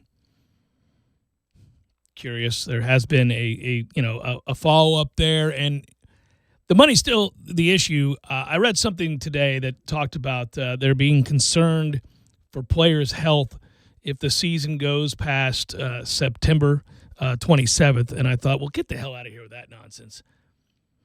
Quote, out of concern for the players' health, extending the regular season past September 27th won't happen. Why? No, it's for concern of the TV networks who do not want the MLB postseason to go past October 31st. Right. That's what that's about. But also, that does coincide with the idea that if there is a second wave, it's going to be most likely late October, early November. So if you want guaranteed postseason ratings, guaranteed postseason dollars, at least with the information we have at our fingertips right now, your best bet is to finish the year on time by normal standards. Yeah, no, just say that. Don't tell us it's because you're worried about, September 27th being something to do with a drop dead date because of players' health. Right. I don't think it's an NFL concussion PSA on Thursday Night Football. Yes. It always makes me, I'm like, come on, man. What are you doing? Okay, having said that, I wanted to go back to what I started to talk about at the end of the last segment, which was momentum that's building across college football in particular. Singular focus, admittedly, in my conversations yesterday. But when I talk to people, and they'll give me some clues as to the kind of conversations that are being had amongst universities, amongst athletic directors, and they're in a position to know. And they would tell you that, look, there's no doubt that we saw yesterday the 6-week proposal for the ramp up to football. That seemed the NCAA laid that out. It seems like something that's going to pass. It's going to be agreed upon. That would tell me all signs point to a season starting on time. And yesterday, Tom, we talked about on some of the headlines, and I didn't have a chance to talk to you yesterday about this. I'm kind of curious where your head's at with this, because we all, depending on the mood we're in or what we read that moment, sometimes you get good news, sometimes you get bad, depending. I'm talking specifically to COVID. Corey Clark and I were talking. I said, it was probably 2-3 weeks ago that I had all but ruled out, at least in my mind, the idea that Florida State was going to play West Virginia and Atlanta, let alone go over to Boise to take on Boise State. I'm backing off that stance now. I'm starting to think they are going to play that game in Atlanta with a half-empty stadium, but that they're going to play it. And I think that because if they can recoup $2.5 million, they're going to do it. With a half-empty stadium, you think? Yeah. Meaning that they allow half of people in there, half the attendance? I don't know. Yeah, I think that we're moving more and more in that direction. I think it's a hard part of the discussion that hasn't been had yet, because we're doing most of the fundamental talking points, which is, can we open our own towns? Yeah. But the next question is, if you are the mayor of Atlanta, are you going to openly say, yes, please come to our city at this point? Yeah, with strict guidelines, I think you are. They're pretty much open in their city. Some cities do say that already. Obviously, you've got theme parks that are opening, and if they're not open already in Orlando, I think Disney is next month, early next month. Think about that. They're opening Disney. Yeah, I know. That's something else. They're doing so with crazy precautions. So, I mean, it might be that masks are required. Yeah. Which I know. I'll take my mask.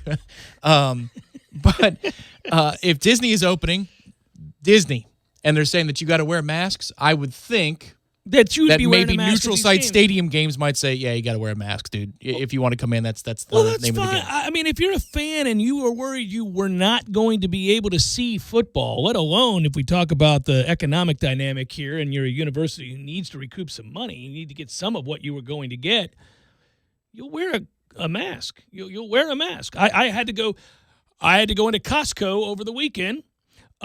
They do not let you in without a mask. You have to have a mask. I don't care who's pissed about that or not. Put your mask on or don't, but that's the deal. I mean, that's their policy. So I wanted to go into Costco.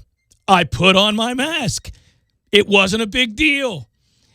I didn't feel it infringes upon your liberties. I did not feel that it's way. a private business. Yeah. No, I didn't infringe upon my liberty, and I didn't care at all. I put my mask on. I walked in. I looked very closely at the 86-inch television I'm about to buy.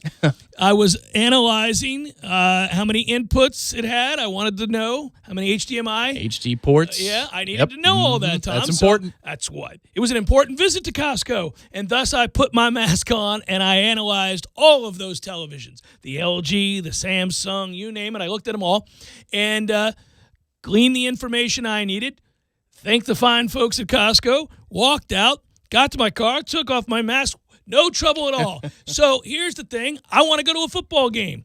And if you tell me, look, can't be filled, it's going to be 50% capacity at most, maybe 30% even. And those of you who do go, sorry, we're going to make you wear a mask because it's not about your safety. It's about the guys next to you or whoever else may be susceptible. So that's what's going to happen. My fiance said now people are understanding of all genders, what it's like to rip off the bra when you get home with the mask because people in their cars are walking to their cars and like, get this thing off of me. Yeah. Yes, Yeah. I can breathe. Yeah, I mean, those aren't that intrusive. If you're going to be wearing them for a short period of time, I really feel for people who work in a field where they have to have them on all day, every day. We've seen the pictures. It's brutal, especially those in the healthcare industry. My heart goes out to them. But luckily for most of us, that's not the situation we're in. For most of us, it's a minor inconvenience at best to put that on and go in to whatever store you need to go to. And I'm not telling you what to do. I'm just telling you certain stores have policies, and that's just the way it is. And if they announce the game and say, well, we're playing it, first of all, who wouldn't be overjoyed? Because 2 weeks ago we thought no way, no how. We're looking at a truncated schedule. It's gonna be alternate opponents that you could just bust in. Mercer's here. rolling their ass in here for a nothing game, right? You're like, oh, at least it's football, but it's still not as good a game like it would be against West Virginia.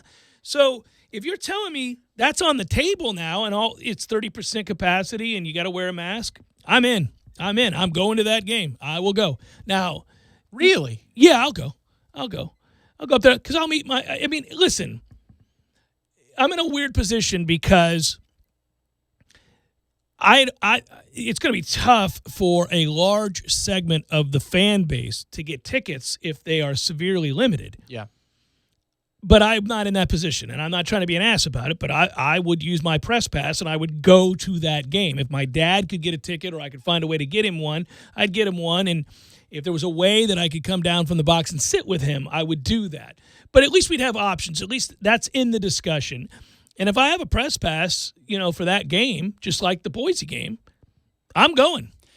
Because I'm going. It's a celebration, Tom. Yeah, I know. This is funny. Because we've been so fatigued by the trips to Atlanta or Orlando. Yeah, now I'm like, come on, bring it on.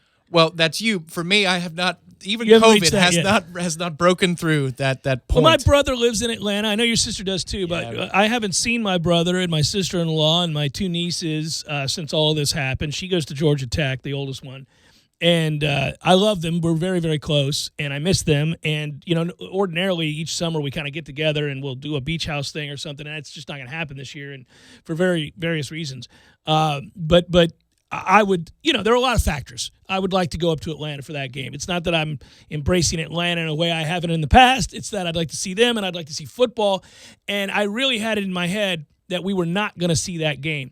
I also would note that it's the first game of the Norvell era, the first game of what I think is going to be a very prosperous era. I think Florida State's going to be good again. I believe that. And because I believe that, and it's not just because I want to believe that, I really like what I see from this group. Now, they got to prove it. They got to win games. All that's true. But I do think there's a lot of positive momentum being built here.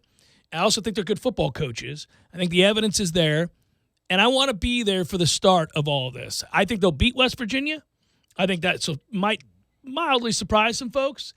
I think they'll play a little bit better brand of football. Now, I have to confess that I am concerned that maybe some of this gets derailed by not having a spring and really not being able to focus on install and have the kind of competition, prolonged competition that we wanted at the most important position on the field at quarterback. I mean, these are all disconcerting elements that could work as a hiccup along the way.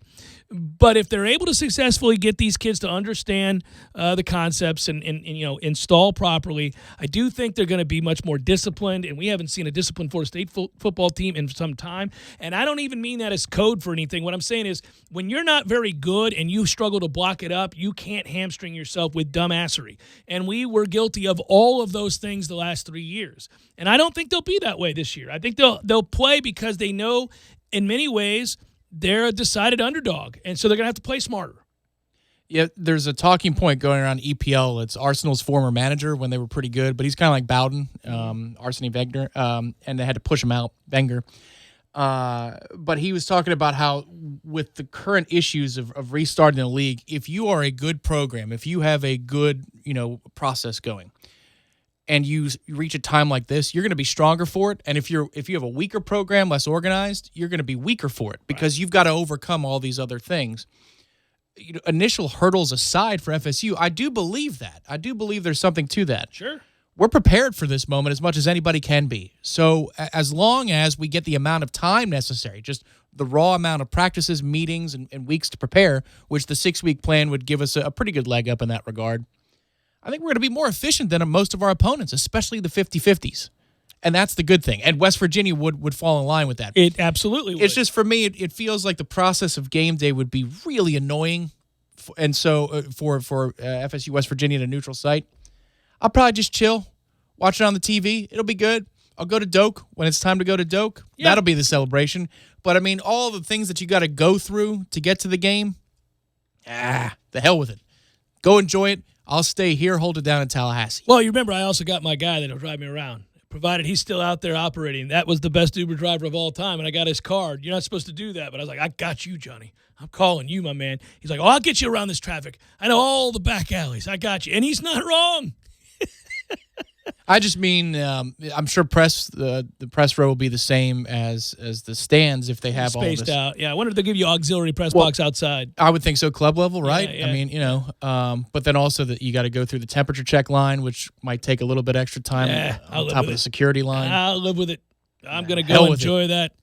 I will breathe easy in my living room. I'll breathe easy on the 50. Celebrating the return of football. Final hour, forthcoming. Stay with.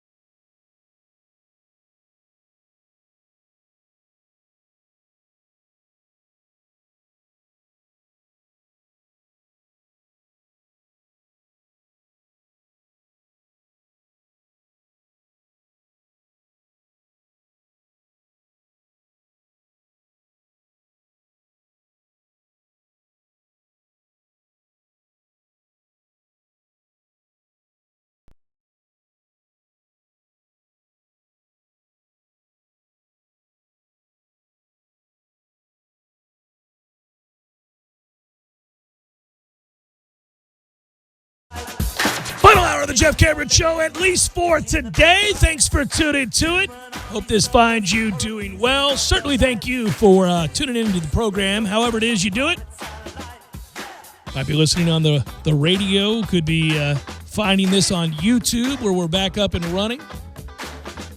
Perhaps it's the stream, or maybe even it's later on. It's tomorrow, and you're listening to this program on iTunes, where we'll post all 3 hours of the program. If you do us a favor there, rate it 5 stars and share. Helps other people find the show. That's a good thing. You can email us if you like, jcs@979espnradio.com. On Twitter, it's @JCameronShow. WTSM app, good for your mobile devices. What'd you tell me during the break? Florida State. We already knew Baselli, because his story is well known. Is a Florida State player tested positive? At least one, yeah. It looks like multiple players may have tested positive since the period of time that they started testing. But it's just, this is a really dicey deal. It's not like an injury report where you can list the dude because it's a knee issue. Yeah, this is medical related, so obviously there's a privacy aspect to all of this too. You know what I hate? This is crazy, because COVID has become synonymous with forever altering real big picture things like the economy, the world economy, your job, whether or not you have one, going outside. Because it's done that, it's like when we say somebody tested positive for the COVID-19 virus, they're put into a separate category from somebody who's just got the flu or been really sick. And yet they're very similar. I'm not trying to say COVID-19 is the same as the flu for the arguments that you heard, especially along political lines. I'm saying that there's nothing you or I could do. I mean, if you get it, you get it. I mean, I'm not saying there's nothing you could do. You know what I mean? You could practice safety and distance and all of those things, and you could still get it. In fact, the percentage chances are that eventually a lot of us, more than half of us, are going to get it. So you kind of like, well, I sure hope I don't, but whatever if I do. And yet, I don't know if you do this, but the way it reads, or when you hear it, it's as if somebody's been stricken with leprosy or something. It's like, it's something, I don't know, it's almost like they're cast off in a way. And I get, on the one hand, you'd say, well, in a way they are, Jeff. They have to be quarantined. But you know what I mean. There's a negative connotation that isn't fitting that goes along with, that's not normally seen alongside people who contract a cold. This is more serious than a cold, but you can get it in a similar vein. You breathe in the air particles or the water particles from somebody speaking. Well, that's oftentimes how you get sick. You're around somebody else who is, and maybe you went to a restaurant, or you went to a movie, or you went to the mall, or whatever you did, and you didn't know it. You bought a pair of shoes from somebody who was at the counter, and they were sick. And then you got it. And it's no fault of your own. And that's kind of, as long as you're being responsible, what this is. And yet it feels like there's a pall cast over the poor people that get this. It's awful. It's like, oh, get them away. Get these bastards away. My point is this. Now that we're reconvening, now that the players are coming back to practice, every program in America is going to have, I would think, almost every program in America is going to have a player or two, if not a lot more, that test positive. Well, and that's the thing. It's going to be a routine deal in the news cycle. Right. Will it be treated as such when it comes to moving forward with playing games? And only greater testing with quicker responses and a greater reliability rate will give us the path we need to be able to do that, like beyond even a threshold that we might think is inconceivably high right now. Like, let's just say that you could have a test with a reliability rate that's through the roof, and you could get the result back in an hour. At that point, 15 players or 20 players on your roster could have COVID. Right. And you could still play the game. Would you be shorthanded? Absolutely you would. Oh, you'd be But you'd be able to play in good faith. In good faith that you're not spreading anything, to the officials, to any older coaches, to people in the building. But, until such time that you're able to do that, there are difficulties that lie ahead. The hard part is the anecdotal evidence of younger people who are suffering serious consequences from COVID it's powerful in our mind. And that's the hard part for university officials, for epidemiologists, for policymakers, is like, how do you jive those two things, those two ideas? That statistically speaking, if you're 19 years old and you're in really good shape and you've got COVID, you're probably going to be fine. Like, you're going to be fine in all likelihood. It's an overwhelming probability. But if you're not, like, it's not the flu in that sense, and it's going to whip your ass, and you'll probably make it back, but you're going to have some serious issues come about. Yeah, no, and I guess the reason I introduced this was that I just don't like the way that people are cast, the light that they're cast in, who when they test positive. It's almost as if, it's almost like it reminds me of when HIV first became on the news cycle, or it was a part of the news cycle. I remember way back then, Tom. This is where I'm older than you, and I can remember all of that. And I remember the whispers. I'm not saying it was right. I'm saying this is what would happen. Somebody would get HIV, and you go, oh, did you hear? Magic Johnson has it. He's a dead man. I mean, that just the way it was, and it was sad. It was awful. But also, there was a level of bigotry involved in all of that. I'm not talking about race. I'm talking just about homophobia. And you could sense it every time a name, anybody that was a public figure, they're like, oh, what was going on there? I mean, I remember people doing that to Arthur Ashe. And it's wrong on a million levels. Like, I don't care if somebody's gay. But anyhow, the point would be that you would feel that sense that they were cast off or, put in a negative light. I feel like that's done every time I read an article. And I'm not saying it's even intended. It just feels that way. Maybe I'm projecting. I don't know. I hope not. But I read an article and I'm like, the way it's written or the way it's talked about is like, this person can't be a part of society again, can't be a part of anything that we're doing. This person is guilty of something, as opposed to afflicted by something. I can hear you there. Yeah. Okay. At that point, I agree with you. Do you see what I'm saying? It sounds like, I'm not trying to equate the two. I'm just telling you the feeling. Caught in very different ways. Yeah. I'm just saying that it feels like they are guilty of something or accused of and found guilty of something, as opposed to, hey, man, the guy or the gal got COVID. Yeah. The guilt. Yeah. I hear you on that level to a degree. What I think is it's too easily conflated with like a death sentence or something along those lines. Oh, well, yeah, right. But again, there's yes. There's that's an ominous, an inherent, an ominous feeling. Right. But again, you've got to guard against it because Baselli is in that age group, and I understand he's not a 2% body fat linebacker. Definitely not. But he's still in that age group that shouldn't be at risk at all in terms of having to go through some really hard times, and yet he did. Yeah, he did. So you've got to be careful. Well, you've got to be careful. Yeah, that is true. The statistics are overwhelming, but you've also got to be careful because if it is the severe kind, you got real problems on your hands. Well, and again, there are those with pre-existing existing conditions, and there are those who I mean, and I'm not trying to be an ass here, but weight's one of them. So you can see football does have big men in the trenches. That's what I mean. I was just about to say, offensive and defensive linemen could have a real hard time with this. The point is, I hate reading that and feeling that way. Like, I don't like that seems to leap off the page when I read it. Like, oh man, I mean, yeah, okay, they got COVID and they're going to get help and they're going to be okay. But even that sounds like, oh, they're an addict.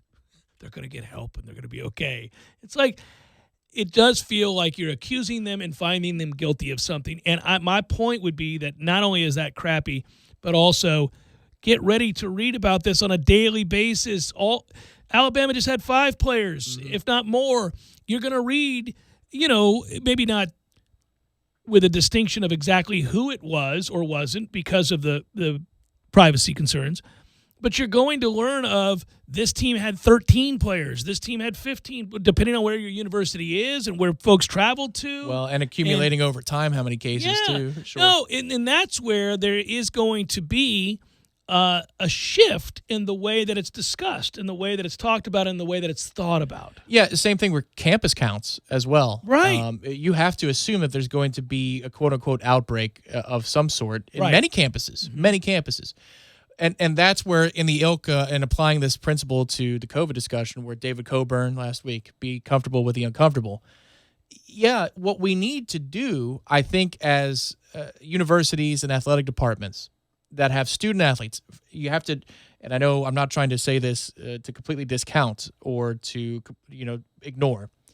You got to forget about the coaches and the trainers for a second. Just speaking solely about student athletes and students, you have to, as a university, present the numbers to parents. You have to present the numbers Transparency is important to the here. state. But I'm talking about risk factor. You do have to look at something like influenza, and you have to look at it and compare it to COVID and show people what the risks are. The risk is nominal with COVID-19, but it doesn't feel that way even when you're talking about an age group that is hardly affected by it in a serious way. Mm-hmm. So, but you've got it. That's an uncomfortable conversation to have, and it's an uncomfortable message because it feels like you're poo-pooing that COVID even exists. Yeah. It does. It's real, but here are the risks. Yeah, we're entering into the realm now. I mean, the point of us having this back and forth and why I even said anything to start the hour was that we're entering the realm now where this is a daily discussion. What are the numbers? Who's got it? Okay, we can live with that. It's not an outbreak. We've isolated the people necessary. We're moving forward with our plan in practice. We're moving forward with our plan to play the game this Saturday. We're moving forward with our season. Those players will come back when they're ready. We'll continue to test frequently. We'll get those results as quickly as possible. We've got our own COVID test center in town now at the university. All right, here we go. But that is one layer to the discussion, though. Oh, yeah. That's just one layer because that now when you bring coaches and professors and university personnel back into the discussion, the hard part is you would like to know as though it's almost like a ticket to a sporting event. You scan the damn thing, whether it's on your phone or you have a paper ticket. And green light, you walk in. You can't walk in without that ticket. You would like it to get to that point. Almost like taking temperature. Well, because you don't want a player to walk into the building who tested negative yesterday, and now somehow they've got it between now and then. Sure. And they're talking to the 75-year-old assistant to the sports information director, and now that person's got it.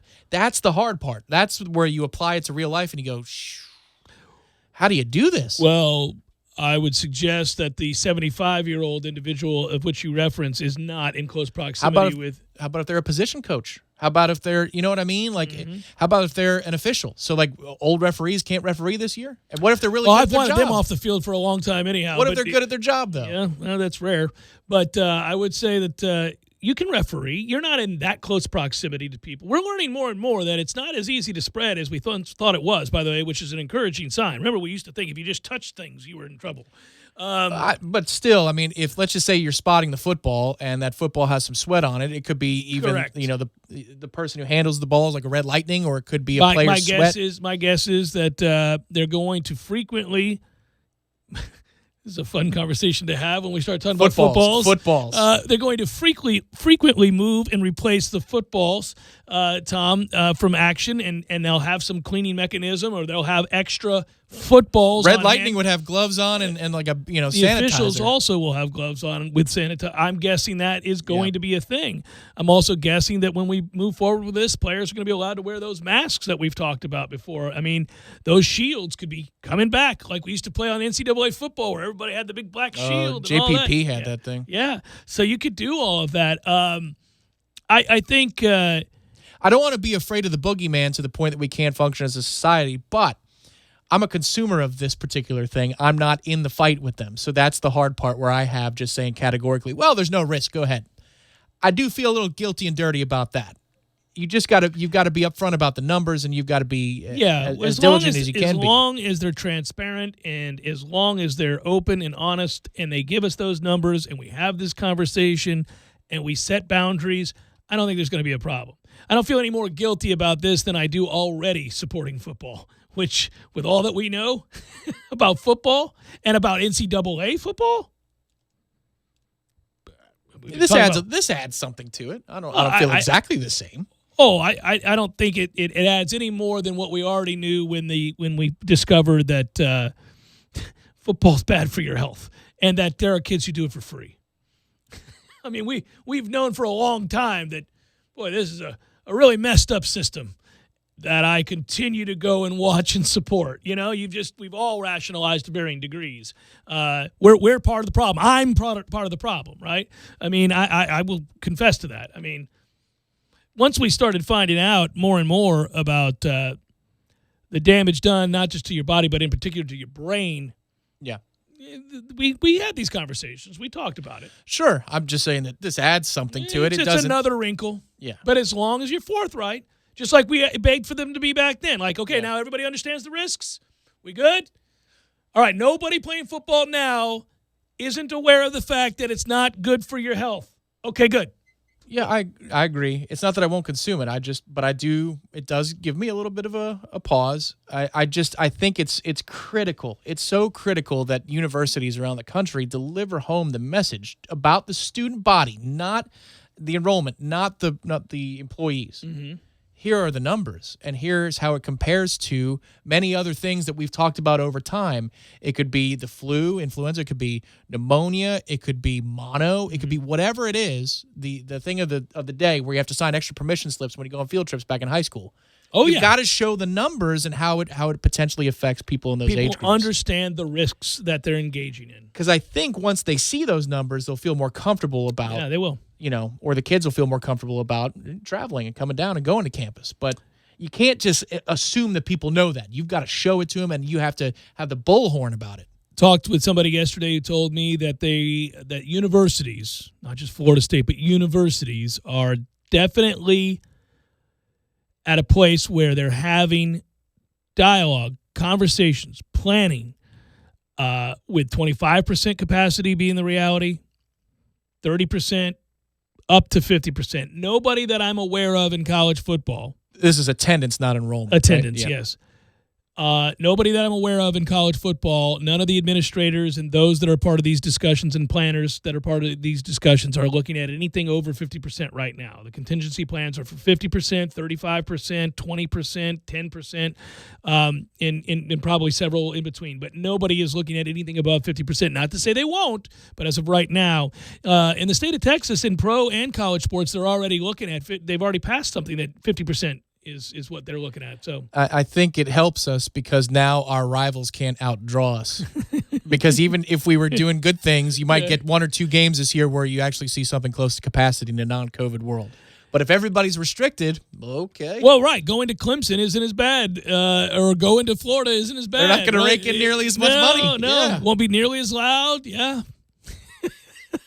Have to generate your own momentum in your own. When we're cash poor, it's better than everybody else is cash poor at the same time. It's the Jeff Cameron Show, 97.9.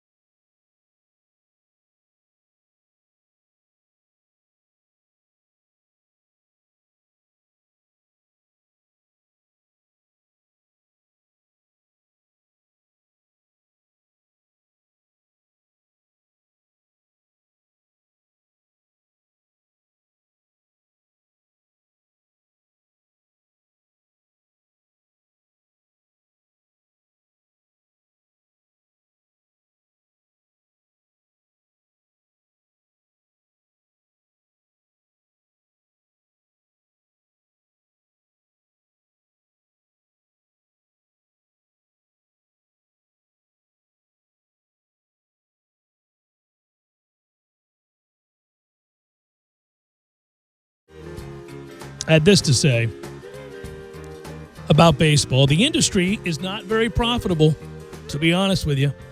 He said that on 590 The Fan, credit where credit's due.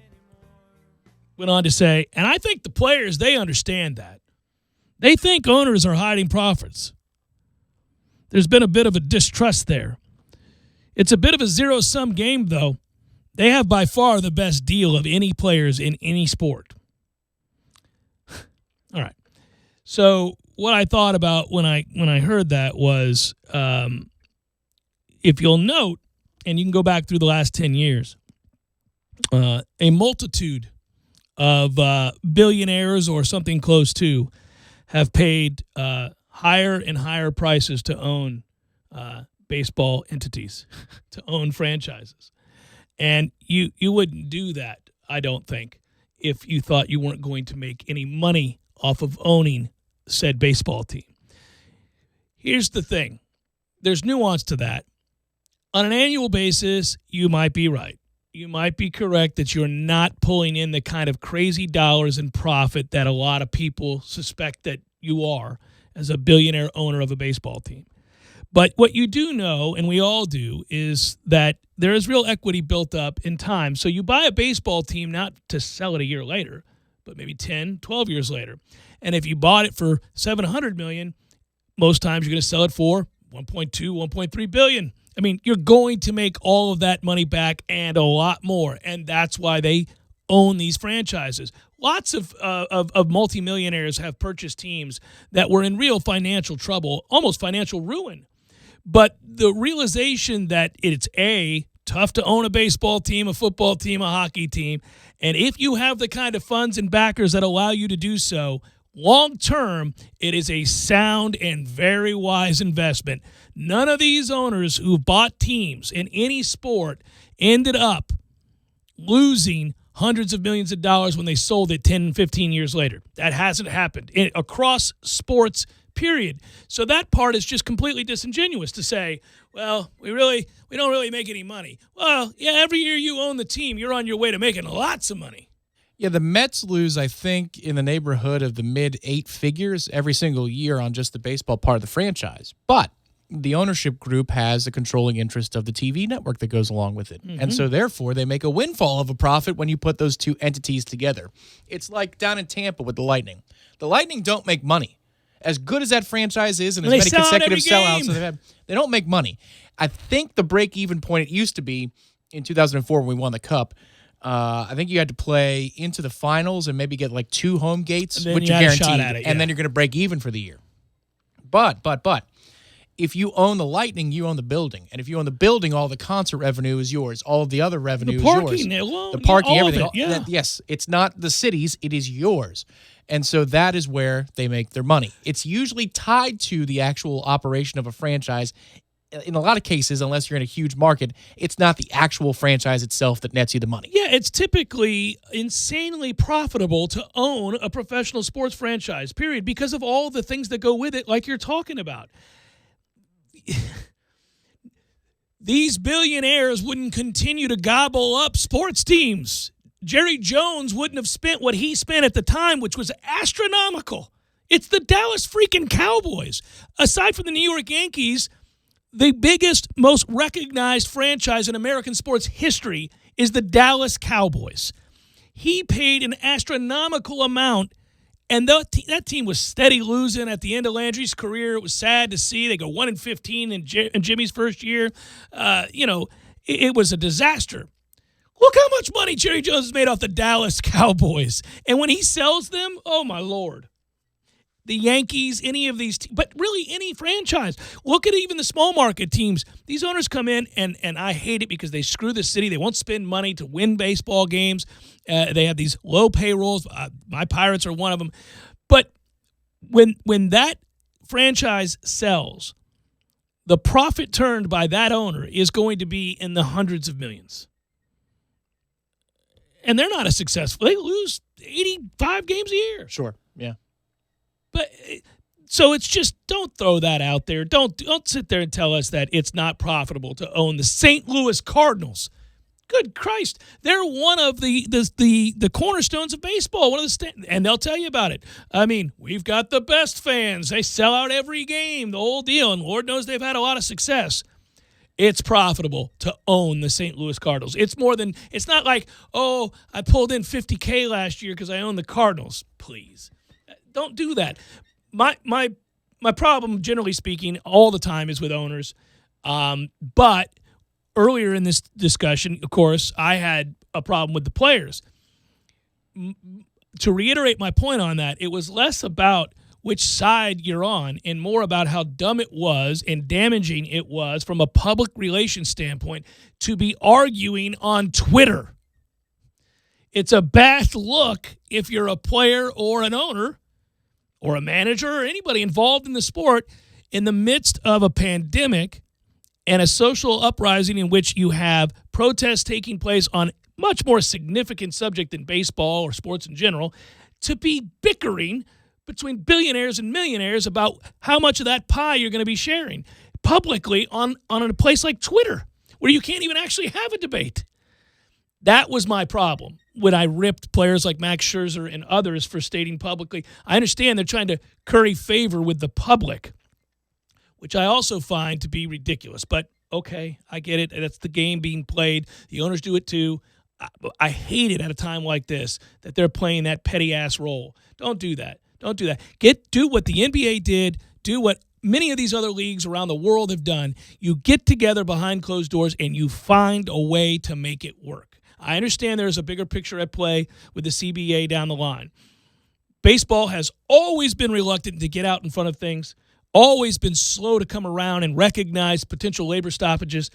And to me, this is a chance, a catalyst even. We talk so much about the time we live in and the changes that are being made, substantive changes that we can all get excited about. This would be a chance to change the nature of your relationship forever. Let's work together behind the scenes. We have to find a way to play.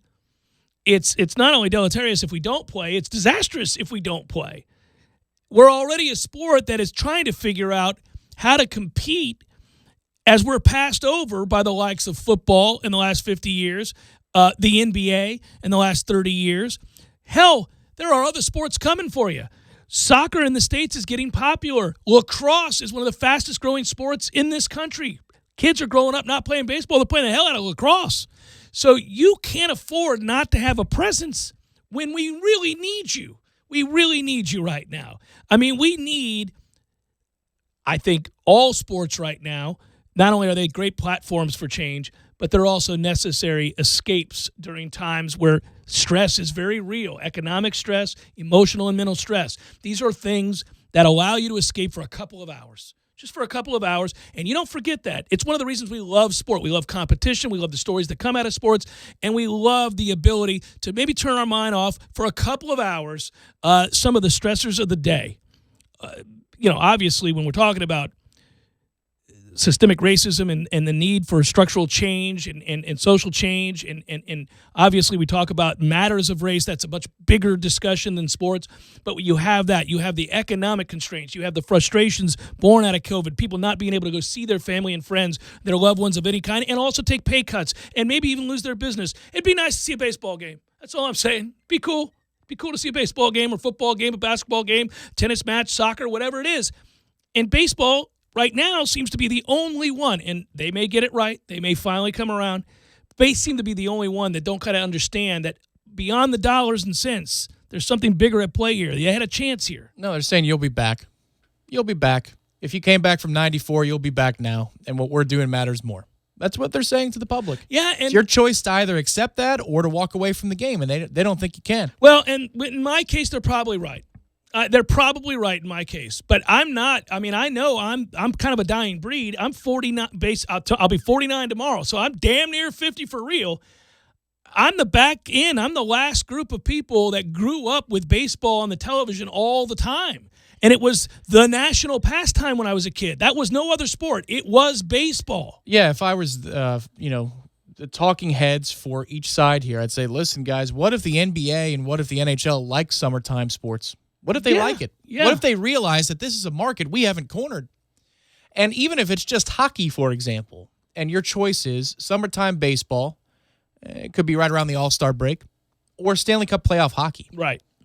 You're going to be watching more playoff hockey. It's not that you're going to be watching more than baseball, but they're going to cut into your market share. Yeah, and we've always maintained, and I say this to people who are non-hockey fans or folks that really have never come around on hockey, didn't grow up in an area where hockey existed or had any reason to watch it, wasn't part of what their family did on the weekend, whatever it might be.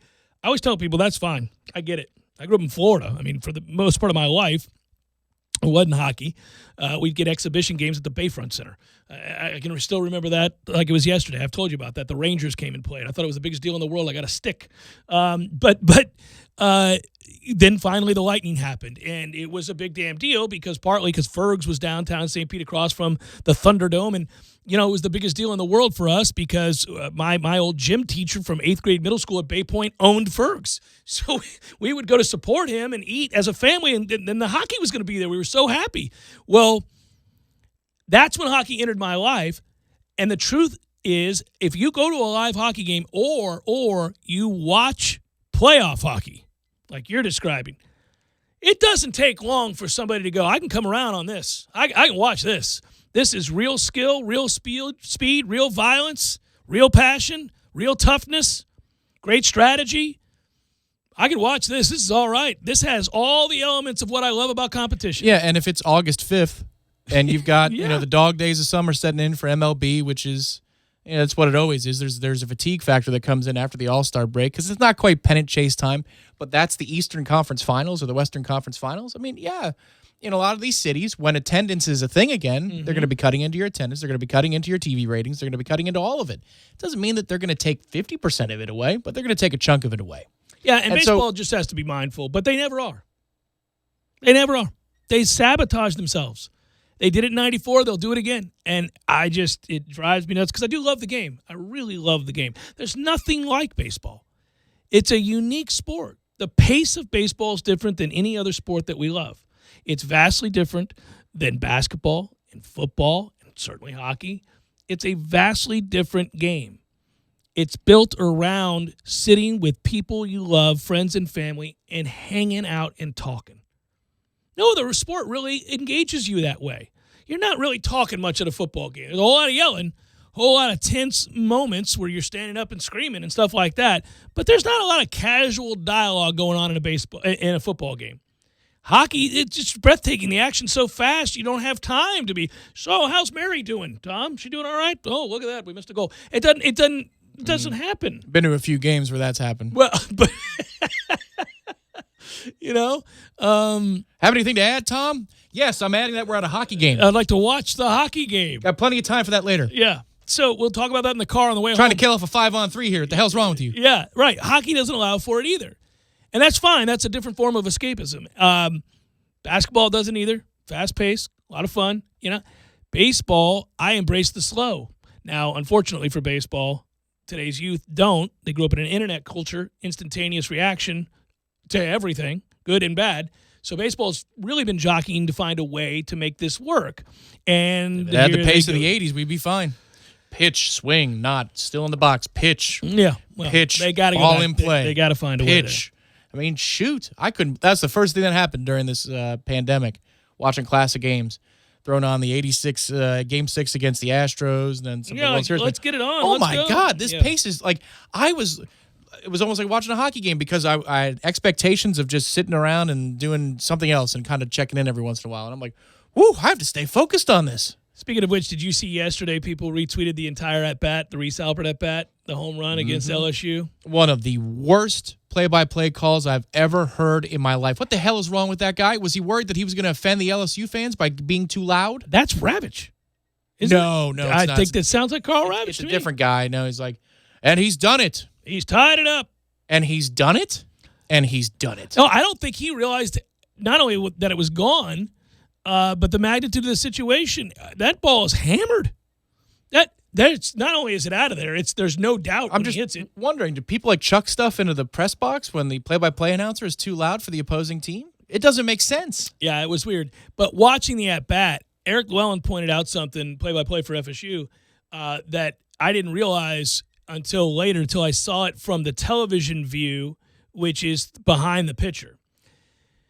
when you see it from that view, that guy left 5 balls out over the plate to be hammered. That, like, on the one hand, I'm not criticizing Reese Albert, who did go yard with a bad shoulder. Yeah, he's got a bum shoulder. He's got a bum yep. shoulder. Mm-hmm. But my man is throwing up grapefruits up there, just asking to give up that home run. Oh, he's begging for it. Oh, I mean, there's like 4 that he fouls off that you're like, oh, my man.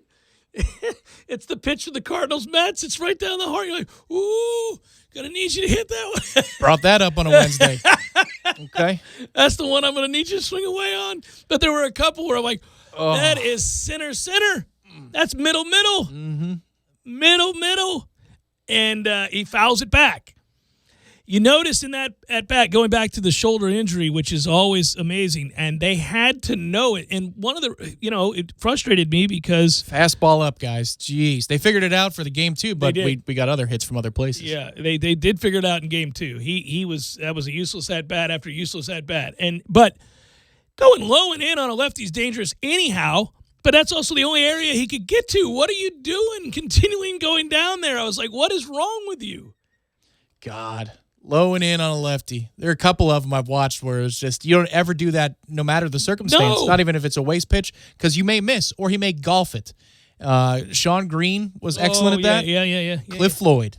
He dropped the bat on that thing. He dropped the bat head on that thing. He could have that thing almost perpendicular to the ground. It almost looked like a cricket stick or whatever they call it. Can't go in on a lefty if you're a righty. Can't do it, man. It's just crazy. And he does there. And he's done it. 6-point font, all lowercase. Yeah. It's still, that is the one downside to that. It's like trying to make a montage out of that crap. Yeah, it's tough. So is today the day that was the final? It might have been today or yesterday. Today the win that might have been sends us to the College World Series. I can't recall. Double check. Should pop up on my memory because of course I was recording the final hit, and I just want the opportunity to send that out again. Because it was awesome. That atmosphere, man. Oh my God. Yeah. The box. You should send that video to Meat and then have Meat show that to everybody that he's trying to get money from. This is what I want to create. We have a couple of pockets of the grandstands that look like this, but we've got to open it up. We've got to have that whole feel to where it just bounces off the field from all angles. Well, that stuff out in the outfield was really cool at LSU. It was. And by the way, it's aided by that monstrous 6-time national championship Tiger out in right field. I mean, it literally is like our ballpark times 1.5 or 30% of a Major League Baseball ballpark. We walk in there before the first pitch of game one, and that's about the only time we were in the press camera well, the auxiliary. We pretty much didn't stay there No, anymore. because you can see it from – it's a modern baseball stadium. You can see everything while you're walking around the grandstand. It's like a promenade. Holy cow, the energy in that place. I mean, it was so electric. That has to be the goal for this baseball program. The animals bring it, but everybody else is just kind of like, yeah, okay, they're cheering over there. If you can get that. I don't know how it happened. It did a long time ago, and I'm not even knocking them in the tradition of the Jeff Cameron show, which is to, not so passively make fun of old people on a regular basis. But we are the oldest damn college baseball crowd in America. We have to be. Yeah. We have to be. I've never seen so many old people. It's unreal when you go to a Florida State baseball game. You may as well be in Vero Beach or Clearwater or something like that. Yeah. You're like, look at that, more old people. That's at every FSU game. It's crazy. It's the Jeff Cameron Show, 97.9 ESPN Radio.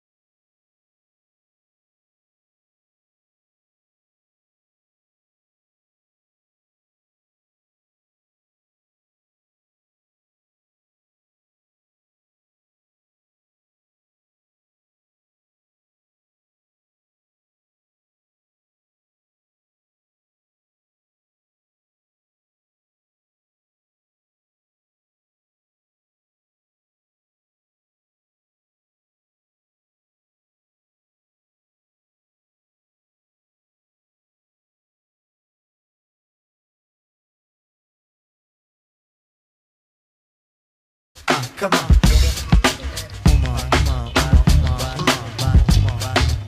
A hard time if your motion is still. Let me move some things around because the lyrics. Wrapping it up, Jeff Cameron Show, 97.9 ESPN Radio.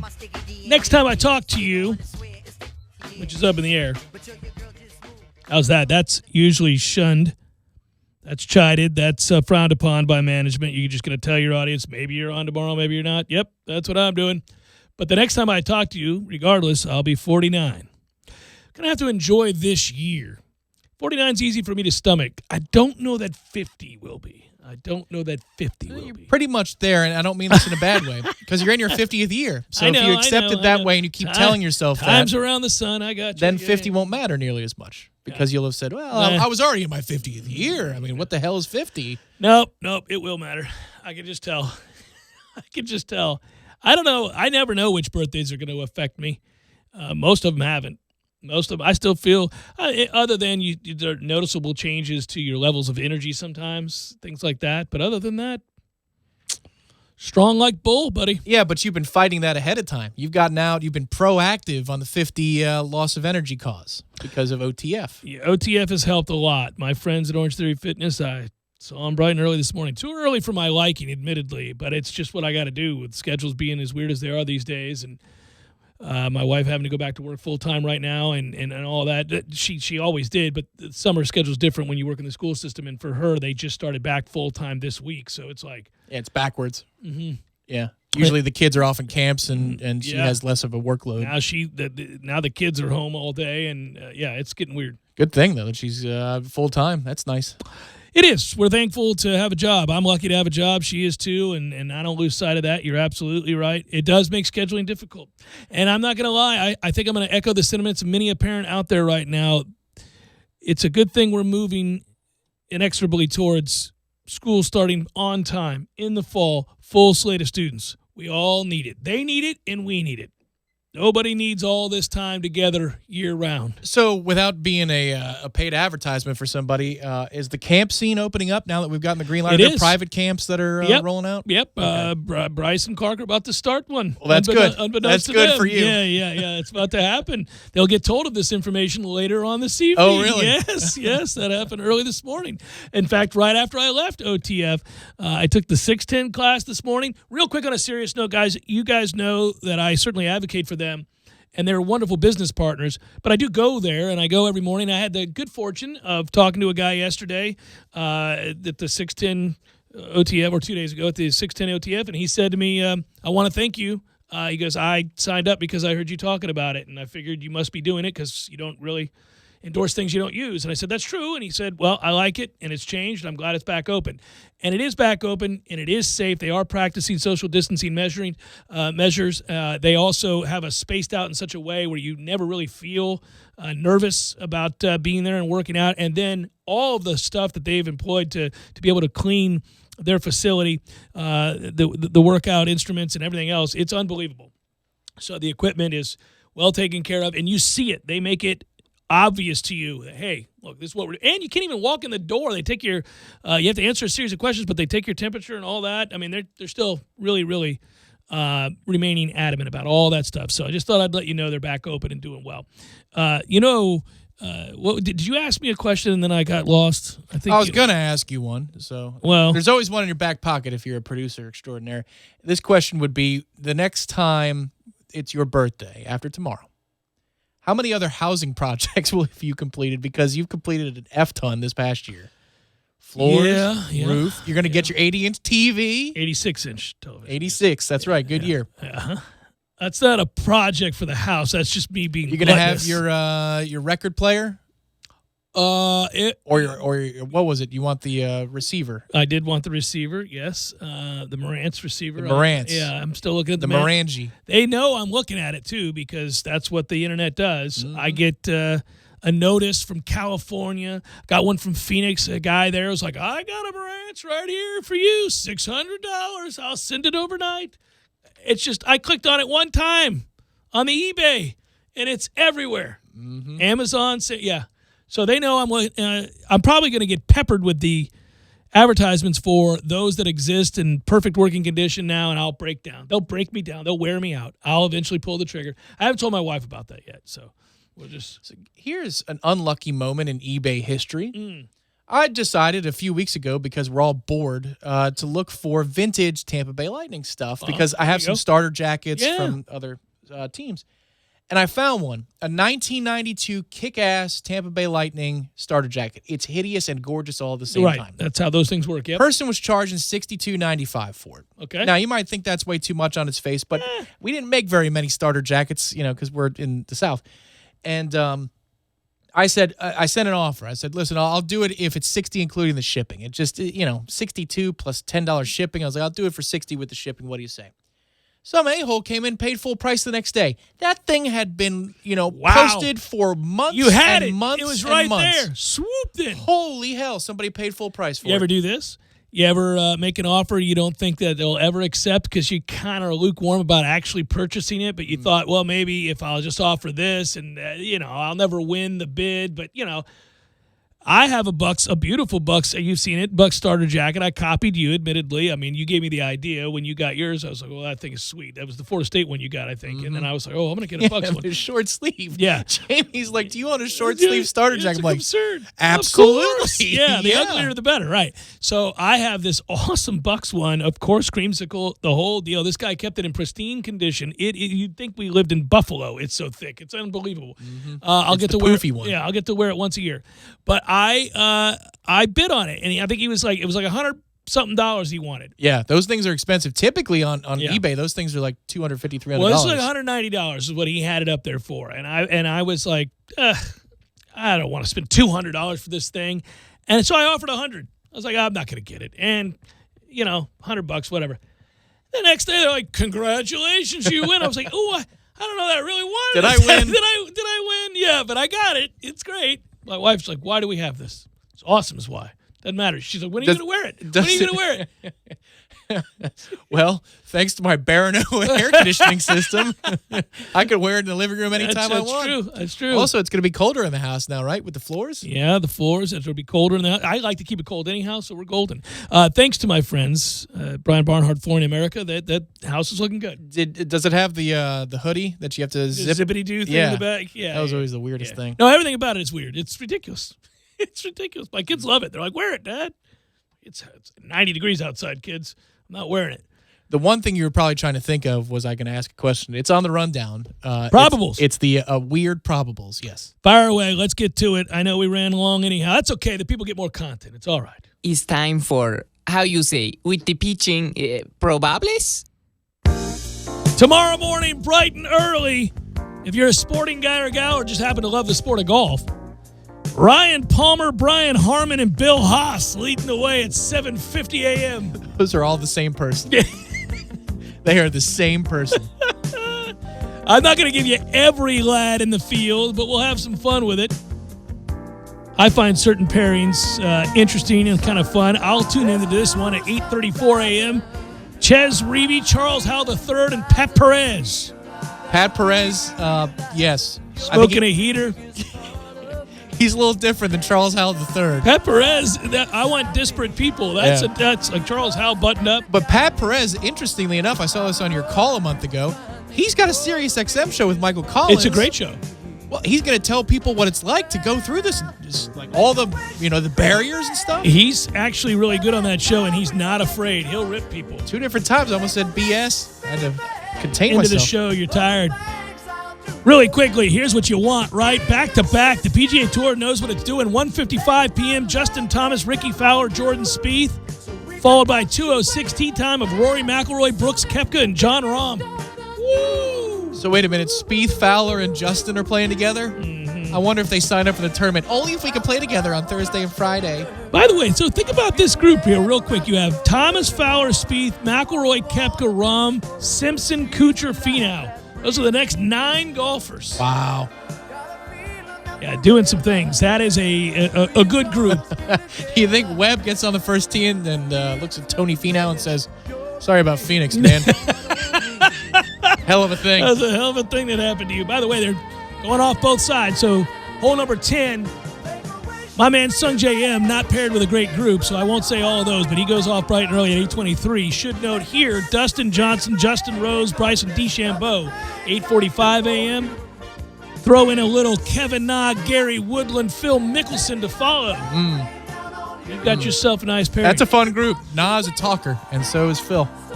Na's a slow-ass player is what he is. Let's keep it going here, boys. Only notables late in the afternoon, 144, Colin Morikawa, great young player. Bubba Watson, an ass. Zach Johnson hits the ball about 150 yards.